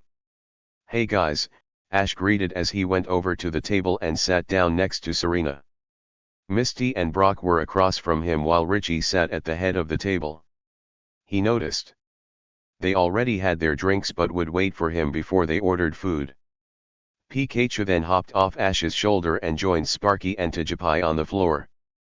"So how did it go with Lance?" Misty asked him as she took a sip of her iced tea. "Honestly, it didn't go so well. Aerodactyl is aware of what it's doing, so that's a start, but it goes crazy the second it starts to lose a battle," Ash replied a little glumly. "What did Lance have to say about it?" Brock asked curiously. "He told me basically what I'm telling you guys. He said that there is hope for Aerodactyl, but it still has a long way to go," Ash said. "Do you think you and Lance can help it by the end of the Pokemon League?" Richie asked. Ash wanted to say absolutely right away, but all he ended up doing was sighing. He wanted to take his mind off of what Officer Jenny had asked him. "I hope so," he managed out. Serena could sense his extreme discomfort with the topic at hand, so she decided to change the subject. "By the way, Ash, Richie won his first match," she told him. "Really? That's awesome, Richie!" Ash exclaimed, thankful for the topic switch. "Yeah. It was actually Sparky here who got the win," Richie said as he gestured to his own Pikachu on the floor. Sparky smiled and rubbed the back of its head in embarrassment. "We're now one step closer to winning the league," Ash said. "Yes. We sure are," Richie replied as they clapped hands together. Brock, Misty, and Serena smiled at the two. It was nice to see such a friendly rivalry. Besides Richie's table manners being much nicer than Ash's, the two were so alike in many ways. They both loved Pokemon and aspired to be the best. While the trainers were conversing with each other, Pikachu and Sparky were chatting animatedly to each other, so no one seemed to notice Tijapai pulling on the tablecloth. There was a row of knives and forks at the edge of the table that were edging closer and closer with each pull. Finally, Tijapai pulled just hard enough to send the silverware toppling over the edge of the table. Pikachu and Sparky noticed the sudden noise and pushed Tijapai out of the way just in time. Pikachu and Sparky then caught a spoon in one hand and a fork in the other. They noticed the worst object, the knife, was still going for Tijapai. Sparky picked up Pikachu and both stretched their arms out as far as they would go, and Pikachu caught the knife just before it impaled Tijapai. Of course, the Spike Ball Pokemon just laughed it off at how comical the two looked right now. The noise had alerted everyone else to the scene, too. The trainers stared down in confusion at the Pikachu, wondering what on earth they were doing. "Pikachu, this is no time to try out for the circus," Ash muttered. The two Pikachu just let out a puff of air in response. Such was the price of trying to act like a big brother sometimes. Tijapai then went over and gave the two Pikachu a hug for saving it. It could get the feeling they had done something nice for it, so it wanted to thank them. Well, maybe it wasn't that bad to be a big brother in this case. As expected, Officer Jenny was waiting for Ash as soon as the group stepped out of the diner. Ash couldn't help but wonder if the police officer even ate at all. From what he understood, she was outside the entire time Ash was in there. It was then he noticed a cup of coffee in her hand. Well, at least she drank something. "Are you ready?" Officer Jenny asked. "Yes, ma'am," Ash sighed. Serena was staring at Ash. She pitied him and figured he's had a pretty rough time so far at the Pokemon League. There had to be something she could do that could possibly take his mind off all of the stress that was put on his shoulders. It had been quite a while since they spent any real time together since her birthday a couple of months ago. Ash was too busy training, and so was she. Ash knew that Serena was worried about him, but the truth was that she had a good reason to be. Ever since his battle yesterday, he had been somewhat distant to her and overall pretty glum. It hasn't been bad enough to where she was upset, but she has noticed. He had to let her know that he would be okay. Now that he thought about it, it had been a really long time since they did anything together. Maybe now would be a good time. Unbeknownst to the other, they were thinking the same thing. Serena? Ash asked, causing Serena to look at him. Do you want to go do something together? Just the two of us? We haven't done anything in a while. I mean, of course, if you want. It was understood by just the two of them. It meant Officer Jenny would watch from afar. Pikachu and Tajapai would be accompanying them, as well. That didn't matter to Ash, though. A day of fun was something they could use, and it might make him feel better about the current situation he was in. If he was going to be stressed out the whole time he was here, it would take away from his concentration on his battles. Serena placed her hands on her hips and gave a hard stare at Ash. What did he mean by if she wanted to? Of course she wanted to. Sometimes, Ash could be the most unromantic person on the planet. Then again, it was part of what made Ash, and she loved everything about him, even his flaws. Serena then forced a smile on her face. That sounds wonderful, Ash, she said brightly. Well, that sounds great. It looks like you won't need us then. Misty said just as brightly as she turned to walk away. Psst. Richie. What do you say we peek on Ash and see how he does? Brock whispered. What? Richie exclaimed. You should be coming along, too, Brock. Misty spoke as she grabbed Brock and began pulling him away by the ear. Not the ear, Brock muttered in pain. I'll probably go back to the Pokemon Center to relax for the rest of the day. I just won a battle and don't want to overwhelm my Pokemon, Richie stated as he turned to go, too. All right. We'll meet with you guys later. Serena called after them with a wave. She then turned to look at Ash. He had his hands in his pockets and was looking at her with a smile. Well, at least that was a start with his mood. He still had a long ways to go, though. So Ash, what did you have in mind to do first? Serena asked expectantly. Well, I was hoping you could pick. I chose what we did in Fuchsia City. It's only fair that you choose now, Ash said. Serena gave a genuine smile at Ash this time. Okay, maybe he wasn't as bad as she thought just a couple of minutes ago.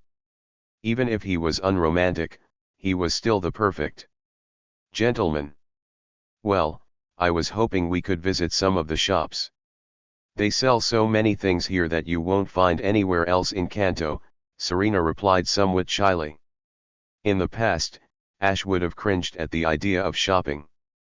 He still remembered the horrors in Cerulean City when he was trapped with Serena and Leaf. He had to be their bag boy. Now, however, the idea of shopping didn't sound so bad to him, especially with Serena. It might actually be good for him. You know what? That actually sounds like a good idea. Let's go. Ash agreed as he marched off to the small outlet mall at the Indigo Plateau. Serena beamed as she followed him. Was this even Ash anymore? He was actually agreeing to go shopping with her. Serena blushed as she thought of all the different things they could do. They could find all of these cute outfits together with each other, and match. It would be so much fun. Speaking of clothes, Serena saw the clothes Ash was wearing. He wore those almost every day, and truth be told, they were starting to fade a little bit. Serena then looked down at her old clothes and figured the same thing. Well, she would fix that. As the two walked along, Serena noticed they were giving her stares. She knew what they must be thinking. Why would a girl like her be with some trainer who almost killed everyone? Serena gave them all a heated glare in return. She wouldn't tolerate this behavior towards her Ash. Serena then felt Ash grab her hand.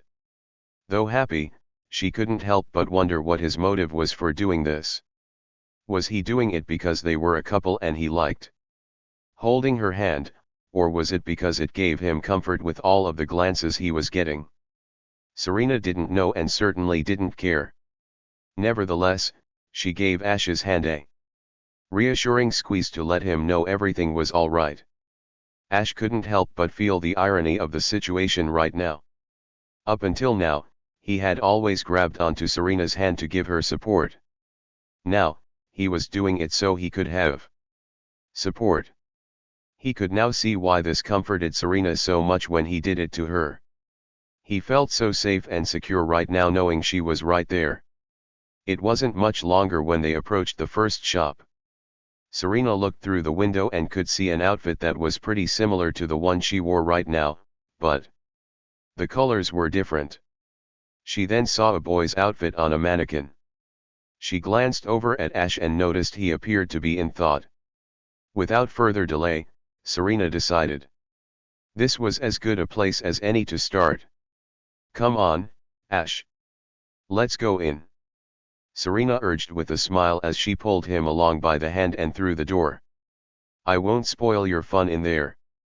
I'll just stay out here, Officer Jenny informed them. Pika Pi, Pikachu advised Tijapai as it led it by the hand into the department store. It was telling the baby Pokemon to stay close to it and its parents at all times and to not wander off. It could remember doing the same thing with Cubone not too long ago. Tijpariath. Tijapai cried happily. Once Ash entered the store with Serena, he took a good look around. It was a little small since it was part of an outlet mall, but still sufficient.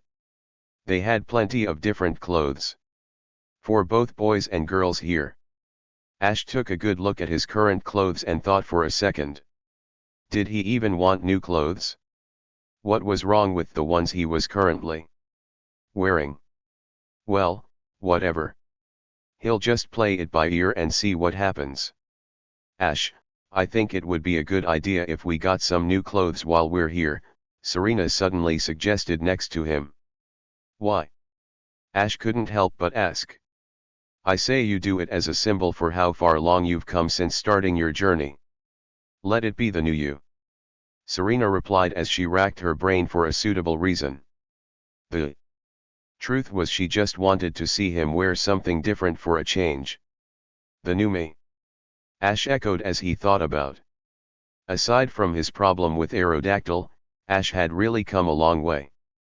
Maybe Serena was right. People changed their appearance all the time to show the new them. He didn't see any reason why he couldn't do it with clothes, too. Ash and Serena then went over to a section of clothes on the boys' side. Ash thumbed through each of the shirts to try to find something he liked. He was never really good with this. It just came with being a guy. His mother was the one who got him the clothes he wears now. Hold on. Ash soon spotted a jacket that was on sale for half price. Unlike his current sleeveless jacket, this one was short-sleeved and was a darker shade of blue. It was lined with white stripes down the middle and on the sleeves and had a long collar. He took it off the rack and looked at it curiously.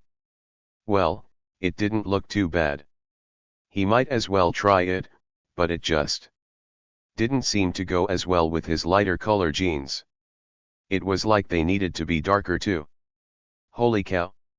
What was happening to him? Please don't say Serena was starting to rub off on him in the fashion area. Well, maybe it wasn't that bad. Serena seemed to be thinking along the same lines as him with what she said next. Wow, Ash. You're actually deciding on your own clothes now. Ash blushed at the comment. Well, yeah. I guess since I'm older now it would be nice to try to choose my own clothes.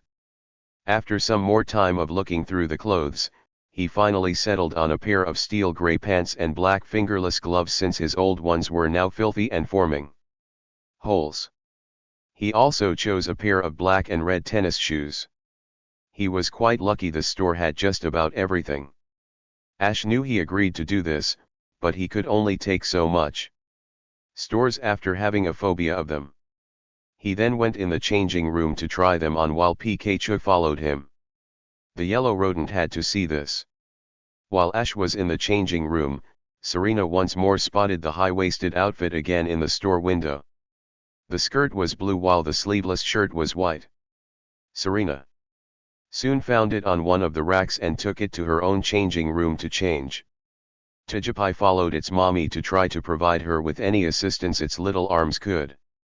The two 11-year-olds soon stepped out of their changing rooms at about the same time. When they saw the other in their new clothes, they couldn't help but let out a smile. "I think those clothes look really good on you, Ash," Serena commented as she checked him up and down. "Pika. Pika Pikachu." Pikachu complimented Serena. "Heh. Yeah. You, too," Ash muttered. He couldn't figure out why, but there was something missing with Serena's outfit. "I think I'm going to keep these. How about you?" Serena asked him. Ash mused as he folded his arms as he thought of what was missing. Serena gave Ash a strange look. Did he not like her new clothes? She thought the idea of them getting new outfits for their following adventures would be fun. Ash, however, was appearing indifferent to everything. It may just be him being a boy, but that still didn't help to encourage Serena any. "Don't you like my clothes, Ash? Do I need to get something else?" Serena asked a little sadly. "No. It's just missing something," Ash replied as a light bulb suddenly went off in his head. "Missing something? Like what?" Serena inquired. A huge grin broke across Ash's face as he put the pieces together. It was something he had promised to get Serena again for a long time. It was a certain something she had lost in a massive storm around a month ago. "Wait here," Ash said as he turned around and headed off into another part of the store that was hidden from view in Serena's point of view. Serena simply stood there inquisitively while Ash left. How could her clothes be missing something? This outfit was almost a replica of the one she was wearing before besides the color scheme of it. She continued to watch Ash strangely as he came back about a minute later. Only this time, he was carrying something in his hands. Serena's eyes widened at what it was. It was another hat. It wasn't just any hat, either. It was a felt hat just like the one Ash had given her on her 10th birthday. Now, it was white instead of red, however. It even had the same black strip that circled just above the brim. The color of the hat matched the rest of her outfit perfectly. "This is another gift from me to you," Ash said while starting to blush. "I know how much you liked the hat you lost in the big storm, but I hope this can be a suitable replacement. I was going to get you another red hat, but I thought this matched better with your new clothes." Serena slowly took the hat from Ash's outstretched hands with tears in her eyes. Most people would think she was acting rather ridiculous by getting teary-eyed over a hat. It wasn't the object, though. It was the meaning behind it. She had lost the one accessory Ash had ever given her, and that crushed her. Now, he was giving her another one to replace it. It was another gift from Ash, this time as her boyfriend. Serena brought up the felt hat before placing it on her head. It was a perfect fit. She looked herself up and down in her new outfit. Ash was right. Now that she had another hat on her head, it felt so natural. Her new clothes wouldn't have been complete without a new hat. She turned back to Ash with a loving smile on her face. "Now your outfit is perfect," Ash said with a thumbs up. "Thank you so much, Ash," she said as she went over and gave him a warm embrace. "You're welcome, Serena. I'm glad to be able to get you a new one," Ash replied as he returned the hug. Pika, Pikachu drawled.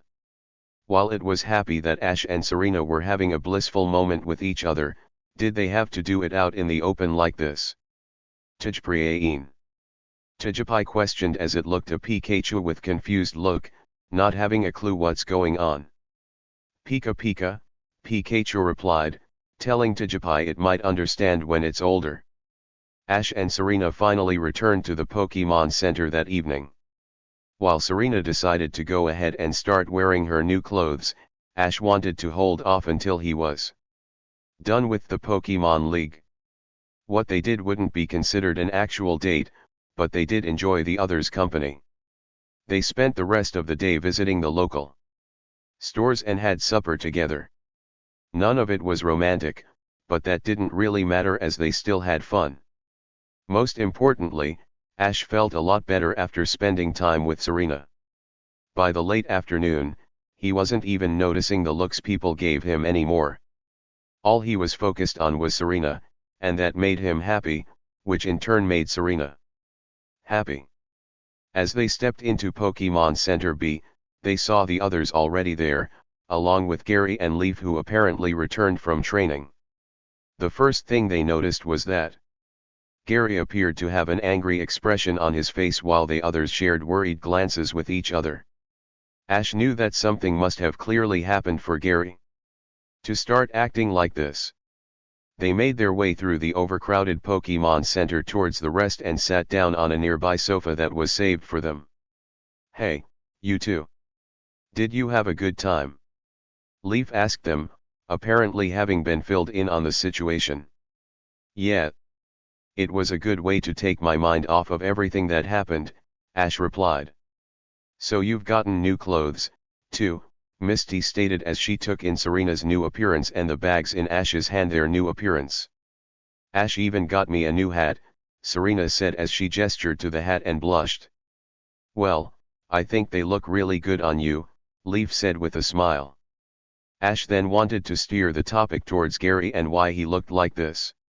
He also sort of wanted to steer the topic away from clothes.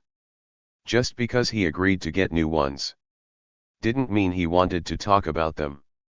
He knew Serena, Leaf, and Misty could talk about them all day, but he, Richie, Brock, and Gary never really had anything to say on the subject. "Hey, Gary. What's up?" Ash asked him. "Well, now that all of the battles are finished today, I asked Nurse Joy who my next opponent was," Gary mumbled. The worried glances then returned to his other companions. "Go on," Ash encouraged. "I'm going against Paul," Gary finished. "Paul!" Ash exclaimed. It was quite a shock. Gary was already going against Paul in the second round. They already shared a strong dislike for each other, so going against each other this early wouldn't help matters any. "I'm not going to lose to someone like him," Gary said through gritted teeth. "I've trained my Pokemon all day today with Leaf, so we'll be ready for anything tomorrow." Ash could understand Gary's anger at the moment. He could still remember their heated exchange of words and Pokemon battle at Mewtwo's castle. There were so many things left unsaid between the two. While he believed it to be fate that these two would battle each other again, he didn't think it would be so soon in the Pokemon League. "You'll do great, Gary. We'll be rooting for you the whole time," Ash told him, trying to cheer him up. "Have you thought about which Pokemon you'll be using against him?" "I'm going to use my strongest. Nothing less. I have to beat him," Gary muttered. "Gary," Leaf trailed. Gary finally lost his angry expression and morphed it into a look of determination.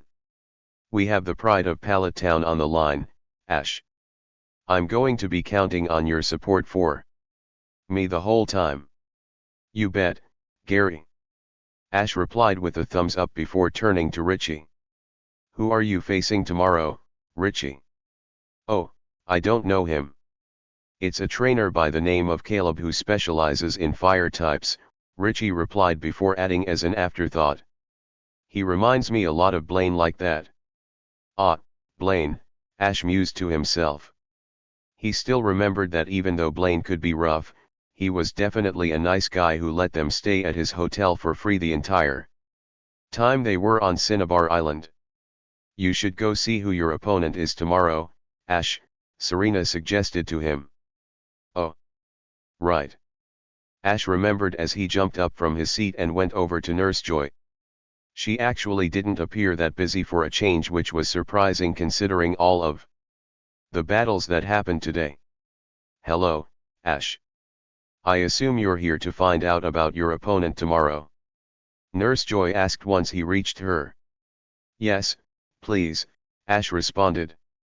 Hold on one moment, Nurse Joy requested as she looked through her nearby computer and searched Ash's name. After about a half a minute she spoke again. It appears you will be on the grass field tomorrow, and your opponent's name is Jeanette Fisher. She has quite a following of fans. Great, Ash thought. Just what I needed. Another popular trainer. Thanks, Nurse Joy, Ash replied anyway with a smile before heading over to the group. So did you find out? Serena asked him once he returned. Yeah, Ash replied. Nurse Joy said her name was Jeanette Fisher. I've heard of her, Richie spoke up. Like your first opponent, Mandy, she's made quite an impact in the Pokemon League. She's supposed to be really good. Jeanette Fisher. That sounds like a pretty name, Brock said as he looked in thought. Hey, Ash. You didn't happen to catch a glimpse of what she looked like, did you? As soon as Brock said that, he felt Kabuto's Pokeball wiggle a little bit. That quickly reminded him that he needed to stop talking now. He hadn't gone crazy over a girl since he met Daisy Oak, and he didn't need to start now. Sure, when he saw all the Officer Jennies and Nurse Joys at the Pokemon League, he thought his heart would explode, but he still needed to remain loyal for Susie, and for Vulpix. On second thought, never mind, Brock muttered as he attempted to hide the blush on his cheeks. Ash didn't really pay attention to his comment anyway. So Jeanette was supposed to be a really good trainer. Gary was going to have a tough opponent tomorrow, also, in Paul.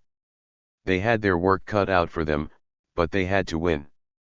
They had the pride of Pallet Town, after all. It was now the next morning, and Gary's battle with Paul was up first. Ash was debating whether or not to go watch the match because of his scheduled appointment time with Lance. It wasn't until later on, but Ash hoped there would be enough time for him to watch Gary's match. As the group was exiting the cafeteria in the Pokemon Center, they were quite surprised as they already had another group waiting for them. It consisted of Red Ketchum, Delia Ketchum, and Professor Oak. Mom? Dad? Professor Oak? Ash questioned once he saw them. Of course we're here, Ash. Remember when we said we would come watch your matches after a couple of days, Delia said with her hands on her hips. Yeah. My Mr. Mime is going to watch the house while we're here. We still don't quite get it, but it's taken a liking to doing chores rather than training with me, Red commented. Right. I'm still happy to see you guys, Ash said as he went over to give his parents a hug. Pika-Pie! Pikachu exclaimed as it jumped into Delia's arms. Ah! Hello to you, too, Pikachu. Delia smiled sweetly as she rubbed its head. Both yours and Gary's matches are today, and we are here to see them both. Congratulations to both of you for winning your first round. Professor Oak stated. Thanks, Gramps, Gary replied. Ash's face immediately darkened upon hearing that. He hardly considered that a victory against Mandy. Sure, he was in the lead at the time things spiraled out of control, but that was probably the most hollow victory Ash has ever had.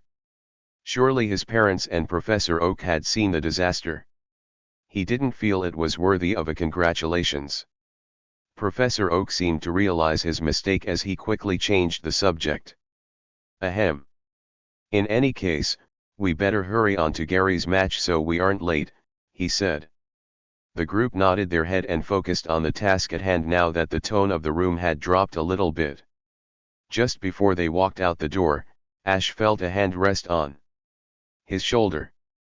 As he turned to look, he could see it had been Red who did it.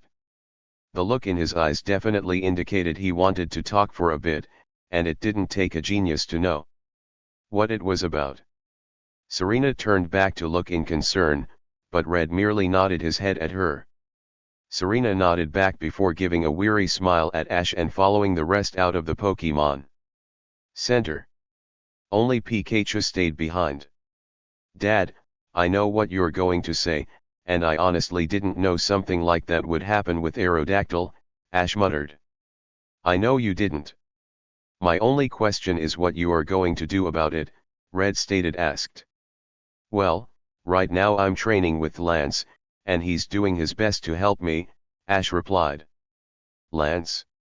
As in Lance of the Elite Four?"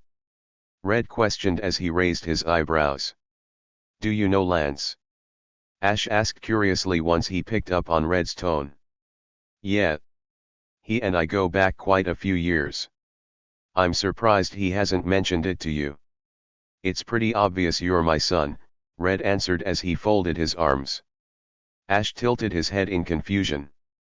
His father was a friend of one of the Elite Four members? That was certainly something he wasn't aware of.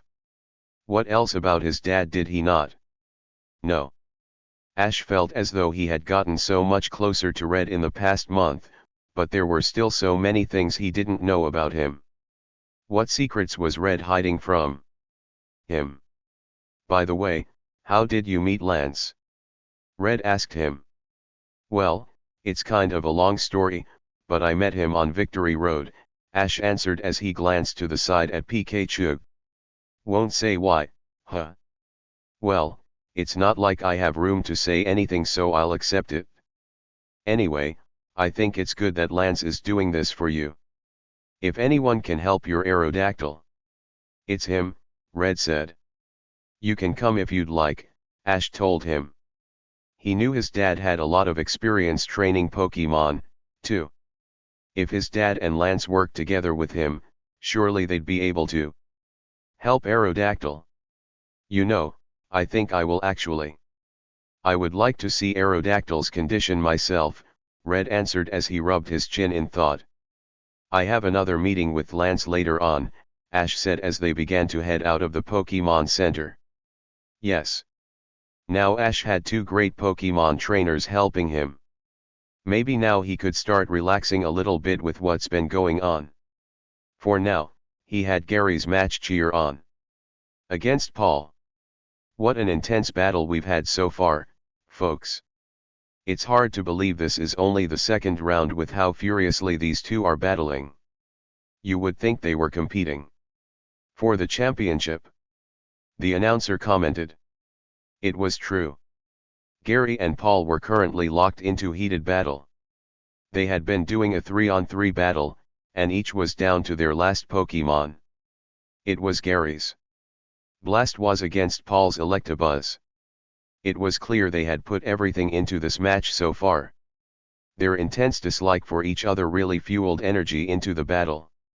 Despite this, both trainers remained focused so they wouldn't be distracted by anything. "Blastoise.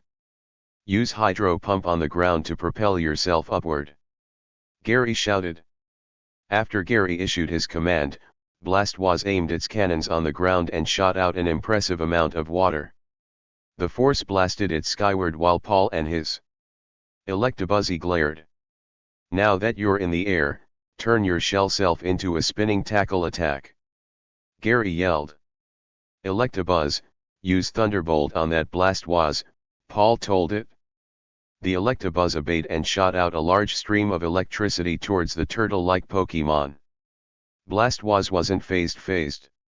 It quickly withdrew into its shell and began spinning extremely fast towards Electabuzz. Because Blastoise's shell was so strong and it was spinning so fast, the electricity was bouncing harmlessly off of it. "Good job, Gary." Leaf cheered on as Blastoise received little effect from an otherwise super effective attack. Ash was fully engrossed in the match as he watched. He was really hoping that Gary would pull off a win. Both Gary and Paul were using their strongest Pokemon right now. And in the end, there could only be one winner.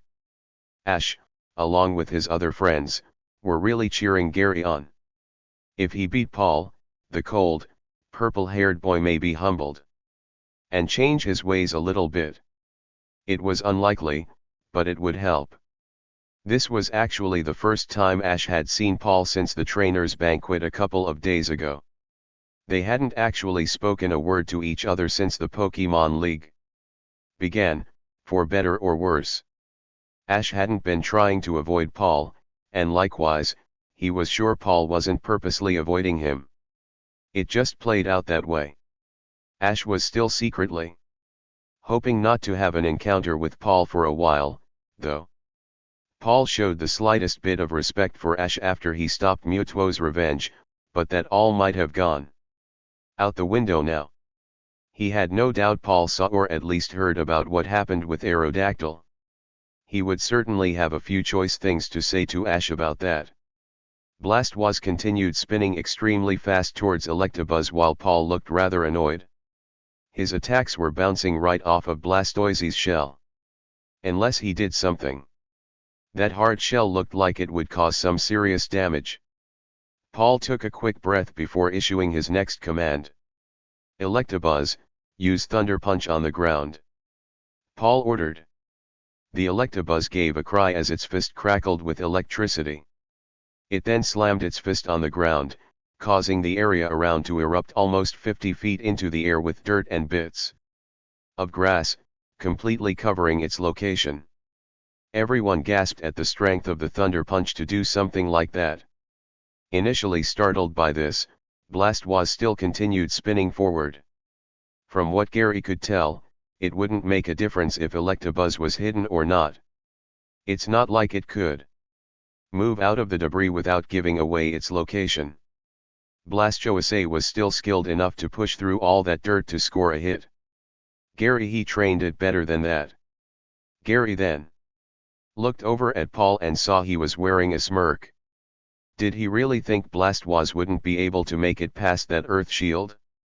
Well, Blastoise will show him.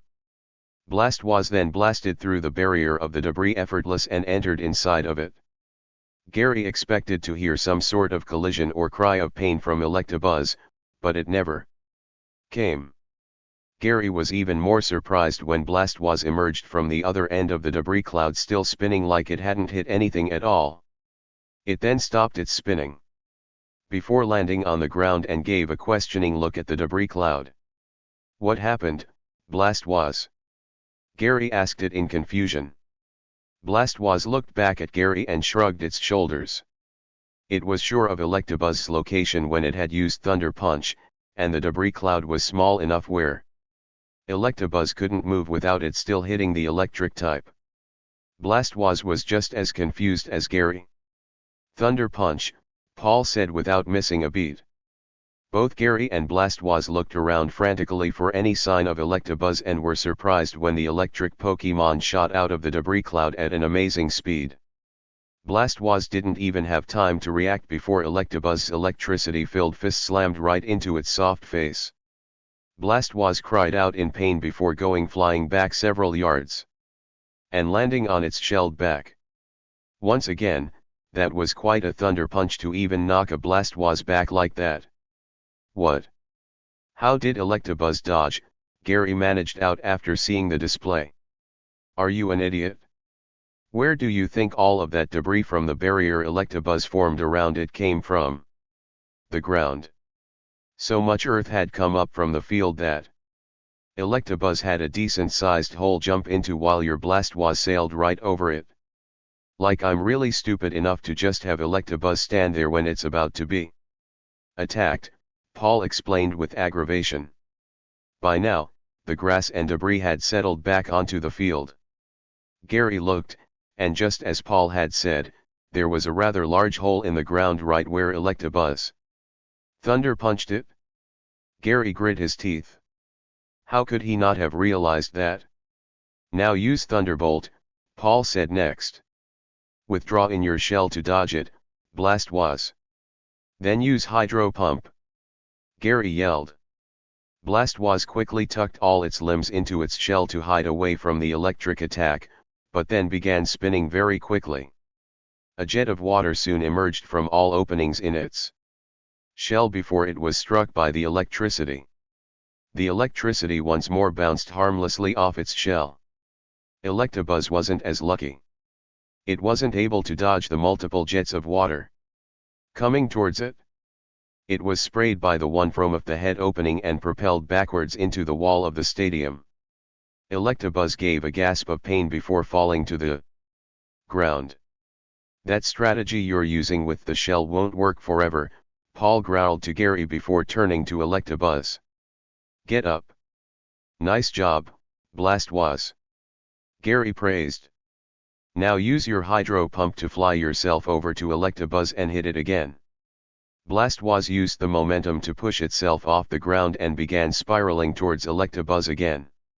The electric Pokémon got up off the ground before grimacing at the pain it was in. That crash into the stadium really took some damage from it. It then saw Blastoise coming and prepared for what Paul said next. Don't do anything, Electabuzz. Just stand there, Paul said. The crowd seemed rather perplexed by this. Why would Paul not order his Pokémon to get out of the way? Did he want it to be hit-kitted? Ash himself was trying to figure out what Paul was planning. He then thought back to his first battle with Paul and how the cold boy had ordered his Pokémon several times to do nothing while they attacked. It always ended up in Paul's favor somehow. He especially did it when Ash made the mistake of doing the same strategy twice. Paul would find a way to counter it and then, oh no. Gary! Call off the attack. Ash screamed at him even though he knew he couldn't be heard over the rest of the crowd. This was typical of Paul's strategy. He was a quick learner and always found a way to counter something after the first time. In order to beat Paul, one constantly had to think up new attacks and strategies so he couldn't catch on. This is really a strange occurrence, everyone. If Paul doesn't do something soon, it might be the end for Electabuzz. The announcer shouted. Blastoise continued to spiral towards Electabuzz while Gary watched in confusion. He didn't know what Paul was doing. Even if Electabuzz did Thunder Punch the ground again, Gary would know what to do, but he wasn't even telling Blastoise to get out of the way. Even if he was planning on dodging at the last second, Blastoise could merely change its direction and hit Electabuzz anyway. Blastoise was almost upon Electabuzz when Paul gave his command. Electabuzz! Duck underneath it! Paul yelled. Oh no you don't! Follow it, Blastoise! Gary yelled, too. Rather than moving, Electabuzz merely crouched down while Blastoise sailed over it and crashed into the stadium wall. If it had tried to dodge by running away, the Blastoise could just change its direction. If it ducked, however, Blastoise would have to go either up or down with it and wouldn't have enough time to stop without crashing first, and that's what Paul wanted. Electabuzz then jumped out of the way as Blastoise fell to the ground, temporarily stunned from the impact. Now that it isn't spinning, Thunderbolt, Paul ordered. Watch out, Blastoise! Gary cried. Electabuzz ran over to the fallen Blastoise who was still inside of its shell. It didn't stop there, however. Electabuzz found an opening in the shell and proceeded to use Thunderbolt. Inside of that very particular opening, Blastoise was getting the shock of its life as it was being attacked from inside of its shell. While the shell could protect it from most attacks, it could do nothing if its opponent attacked inside of the shell. Electabuzz finally relented the attack and stood back to see what Blastoise would do now. Gary's fist was shaking with nerves as he watched. Paul was right. He put too much use on Blastoise's spinning shell and paid the price for it. Gary's opponents would do similar things to him by doing the same strategy, and he would always find a way to counter it and win the match. Now, however, he was on the receiving end of the predicament. Blastoise finally came out of its shell. It then let out a moan of pain before attempting to stand. It was about halfway up before its legs gave way, and it collapsed and didn't move. Again. Blastoise is unable to battle. The winner is Paul and Electabuzz. The judge declared. And there you have it, folks. Electabuzz was just too much for Blastoise to handle. Paul Shinji has just won his second match while Gary Oak has been eliminated. The announcer yelled. Cheers began to erupt from the crowd at the exciting match that had taken place. Well, all the stands were cheering except for a certain section. Ash, Serena, Leaf, Brock, Misty, Professor Oak, Red, Delia, and Richie all sat with grim expressions on their face. It was quite hard to believe. Gary Oak, a very skilled trainer, was knocked out at only the second round. The worst part was it had been Paul who beat him. Poor Gary, Serena muttered. Gary fell to his knees and shut his eyes tight at the loss he just received. He was really hurting inside right now. He was so determined to beat this guy and gave it everything he had, but in the end, it wasn't enough. Gary opened his eyes and managed a look at Paul and could see the cold boy was glaring at him. He then turned to his Electabuzz and gave a nod before returning it to his Pokeball. Paul then glared at Gary one last time before turning around and leaving the field without a word. Gary shut his eyes again. He couldn't believe this. He had barely just begun his first Pokemon League challenge, and now he was already eliminated. He didn't quite know what to do now. Gary then grit his teeth and stood up before returning Blastoise and leaving the stadium. Gary, Leaf trailed as she watched. She could tell Gary was really hurting. We should go talk to him, Ash said, receiving a nod from the others. They then stood up from their seats and weaved around the still roaring crowd to meet up where they were. Sure, Gary would come out. The group hurried out of their entrance to the stadium and looked around for any sign of Gary. They then spotted him walking alone in the opposite direction of the Pokemon Center they were staying at. That was pretty weird. Gary! Ash yelled as he ran after him with Leaf following. The spiky brown-haired boy stopped at the sound of Ash calling him but did nothing else. He didn't even turn around. Gary, I'm really sorry, Ash said. Save it, Ash, Gary replied rather bluntly, still not turning around. Now, Gary. I understand how you must feel, but you can't let this loss get you down like this, Professor Oak told him. I hate to say it, Gramps, but you don't how I feel. You weren't there when Paul and I had our exchange of words, Gary muttered. At Professor Oak's confused look, Ash elaborated for him. The person that Gary faced was Paul. He and Gary met up at some point in our journey, and, well, they didn't have the best greeting, he explained, not that he had a good meeting with Paul, either. He called me pathetic, and that I was only doing the Pokemon League for my own ego, Gary said before adding. Now that I've lost, he's probably right. Don't say that, Gary. Ash said sternly. Remember, we had a talk about this. You're not who you used to be. That's right. Leaf added. You're still our friend, and you're a great trainer. Right. I know. You like me for who I am. I get that part, but that doesn't change the fact that I really am pathetic, Gary muttered. No, you're not. Leaf said with more force. Will you shut up? Gary shouted, finally turning around and fixed Leaf with a glare. Leaf bit her lip as her eyes began to well up with tears.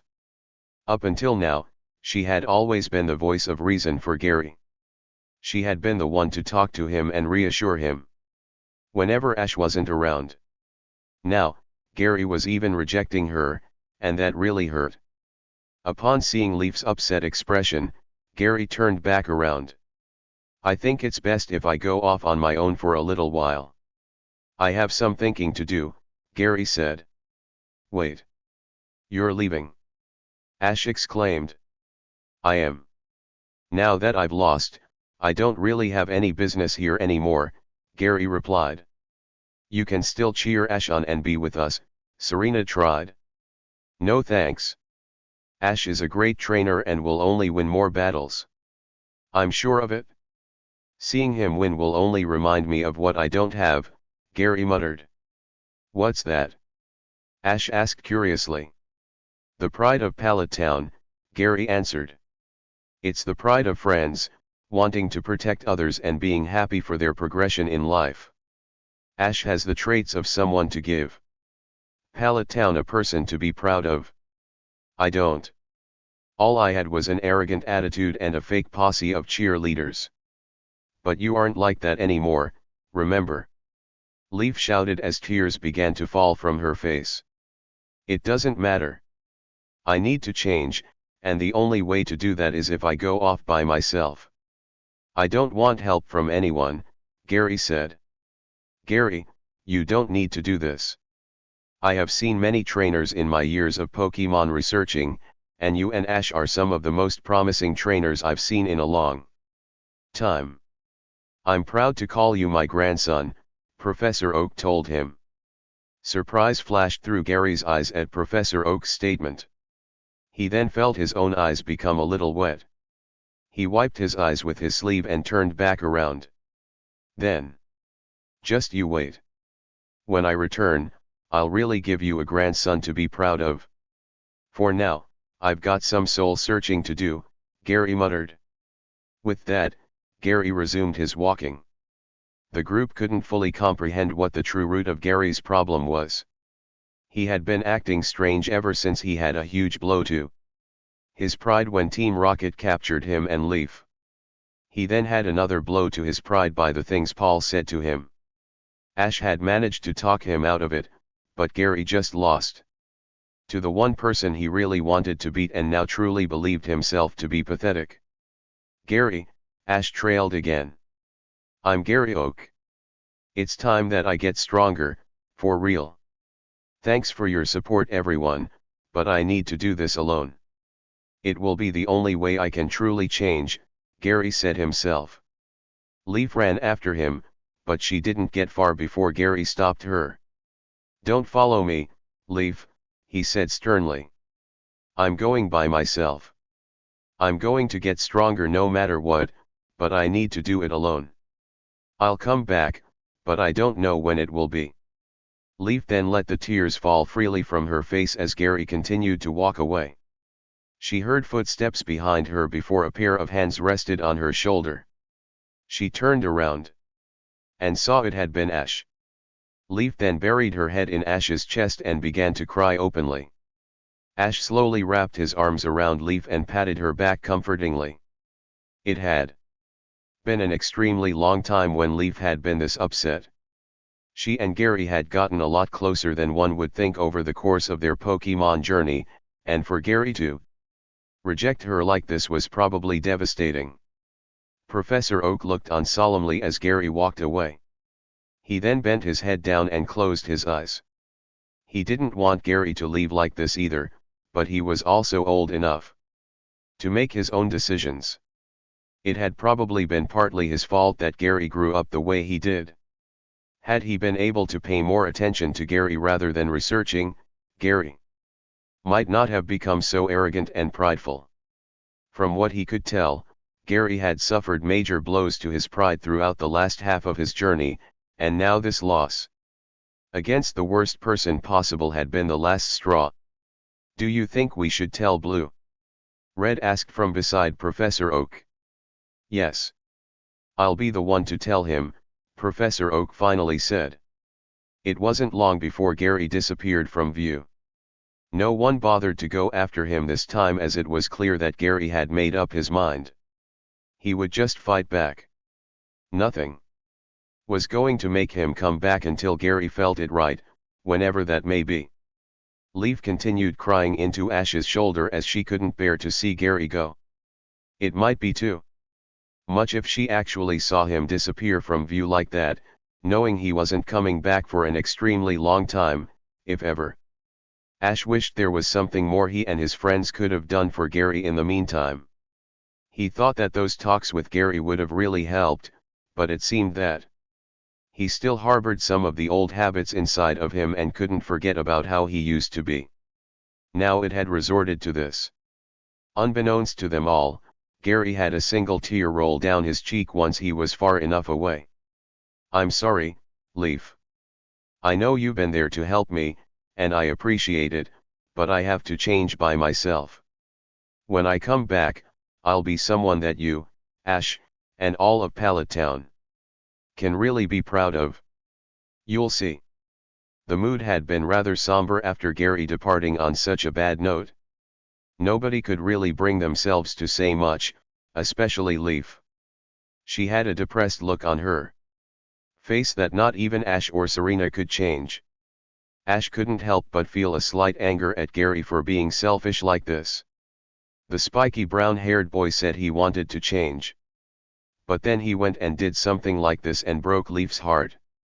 The next time he saw Gary, Ash would definitely give him a piece of his mind for being so blind to everything his friends were telling him. The group could definitely say that this was not how they envisioned their trip to the Pokemon League would be. First was what happened with Aerodactyl, next was Ash being on restriction, and now this happened with Gary. They had thought their experience at their first Pokemon League would be exciting, fun-filled, and unforgettable. Well, it was certainly unforgettable so far, but not in the good way. Now, it was time for Ash's second match in the Pokemon League against Jeanette Fisher. It had only been a couple of hours since Gary left, but that didn't stop the rest of the group from supporting Ash. He was still a trainer from Pallet Town and could still win despite a horrible start. "Good luck, Ash. You know we'll be up in the stands cheering you on," Serena told him as she gave him a hug. "Tijpriai." Tijapai added. "Right, Ash. We support you no matter what," Misty smiled. Red then went over to Ash and placed his hands on Ash's shoulders. "I know you'll win this match, son. You've got what it takes to win the Pokemon League. I've seen it in you ever since you were born. Go out there and do the Ketchum family proud." "Not that you haven't already," Delia added. Ash smiled at his parents' words. "Thanks. I will," he said. "Good luck, Ash." "We'll see you after the match," Richie said. "Expect a victory, Nuji," Brock grinned, wanting to lighten the mood.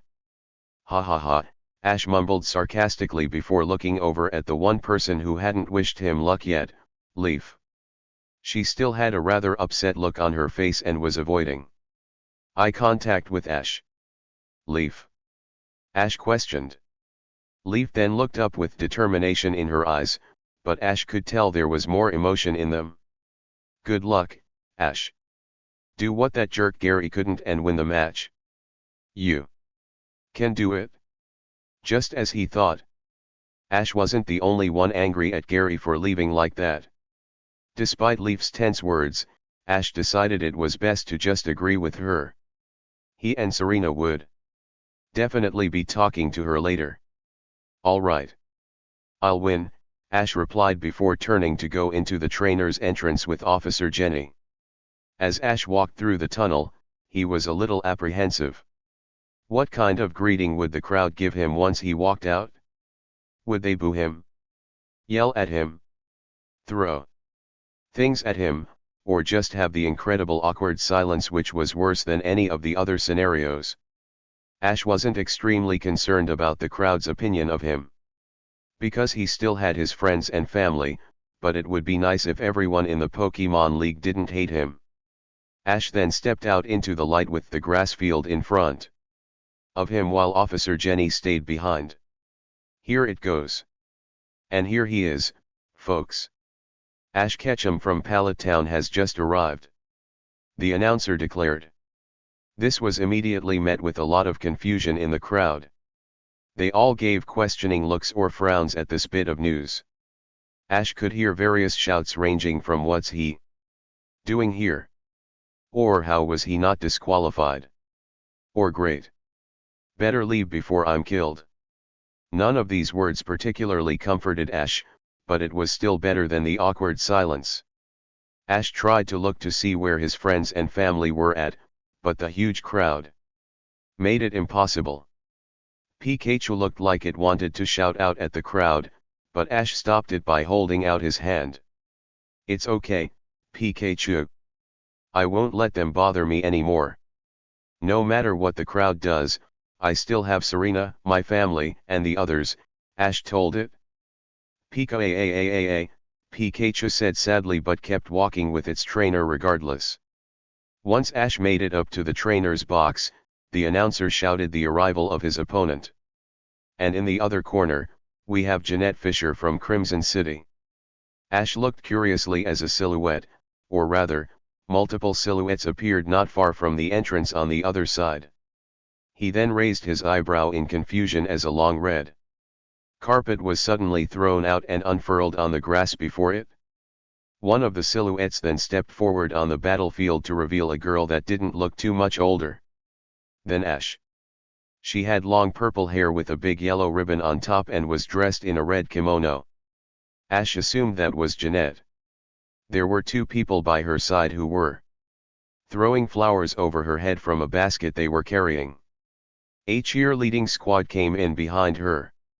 Much unlike the greeting they gave Ash, the crowd immediately roared in excitement and cheering at Jeanette's entrance. Yeah, it seemed Jeanette really was a popular trainer. Either that or they just really wanted her to beat Ash no matter who she was. "Jeanette really does know how make an entrance," Misty said with wide eyes. "Yeah. She's pretty, but Ash should still win," Brock corrected quickly. "What Pokemon do you think that Ash will use, dear?" Delia asked her husband.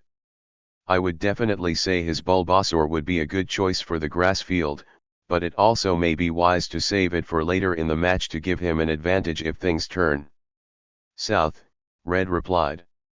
Jeanette stepped into the trainer's box and gave Ash a hard stare.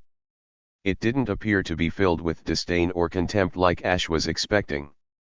She most likely knew who he was and how he was responsible for the Aerodactyl incident, but didn't appear hostile. She was simply looking at him like someone would give their challenger. Ash was almost thankful, and had to give her credit to not spite him like that even though the crowd thought different. "This is no doubt to be an exciting match, folks. Hang on to your seats because it's about to begin," the announcer shouted. "Will the trainers please choose their first Pokemon?" the judge asked. Ash thought about which Pokemon to use now. Aerodactyl was of course out of the question. So far, he had Bulbasaur, Wartortle, Dratini, and Kingler with him. He had been so caught up in the situation with Aerodactyl that he forgot to swap out his Pokemon before he started the match. He could have really used Mook or Pidgeotto for this match. Now he would have to make do with what he had. Wartortle and Kingler would no doubt have a hard time on a grass field. Bulbasaur would be ideal for this place, but maybe he didn't want to bring it out too soon. That left Pikachu and Dratini. Ash had promised the dragon type he would use it at some point, so now may be as good a time as any. "Go, Dratini!" Ash yelled as he threw the Pokeball forward to release Dratini for its first battle. The dragon Pokemon appeared from its Pokeball and gave a small stretch before looking around. It could see all of the people surrounding it in the stadium, and its eyes went wide with fear. It wasn't used to having so many humans surrounding it. What was really just a normal crowd of people felt a lot like demons with glowing red eyes to Dratini as everyone was staring at it. Dratini. That Pokemon sure interested the crowd, but my Pokemon will create quite a buzz, too. I choose Beedrill. Jeanette yelled as she threw it forward to release the poison. "Be Pokemon." As soon as Beedrill appeared from the Pokeball, it began flying around the field and leered down at Dratini. The dragon Pokemon immediately began quaking with fear at the scary Pokemon before it. It then remembered all the people around it again and almost looked like it was ready to cry, or pass out. Jeanette questioned, after seeing Dratini's odd behavior. Ash noticed this, too, and worry immediately showed on his face. He knew Dratini was scared by nature, but he didn't think it would actually freeze from fear before the match started. He trained with it before coming and even asked Dratini if it would be okay to use in the Pokemon League, to which it responded positively. It seems they both didn't know something like this would happen. Dratini was paralyzed with fear by the Beedrill and the crowd. Ash had to do something about that, or this would be another disaster. Pika-Pi! Pikachu called after Ash as he left the trainer's box. Oh, poor Dratini, Serena said sadly as she watched. Ash should have known he would have this problem when sending Dratini out in front of so many people for the first time. He doesn't have any of us to help now, Red frowned. Red. Delia said harshly. I'm not done, Delia. Ash will have to handle this problem on his own. It's the only way he and Dratini will grow. Look, Red replied as he pointed to Ash. The group in the stands followed the direction and saw Ash was actually out on the field right now going to Dratini. What was he doing? Dratini, meanwhile, started to become lightheaded and frantically searched for any sign of Ash in the trainer box, but it didn't see him. Its blurring vision was making it super hard to focus where Ash was. Where did he go? He surely didn't leave it alone like this. It began shivering violently as tears came to his eyes. It was about to scream and scurry away. That was before it felt a pair of arms wrap around it in a warm embrace. Dratini turned and saw it was none other than its beloved trainer, Ash. Hey there, Dratini. Are you okay? Ash asked warmly.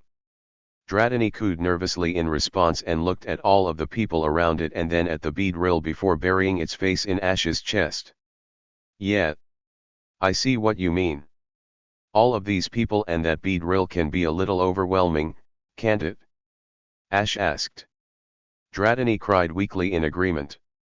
Even so, you can't let this stop you. Remember what I said when we first met? How we would both get stronger together, and that you wanted to get over your fears. Ash inquired.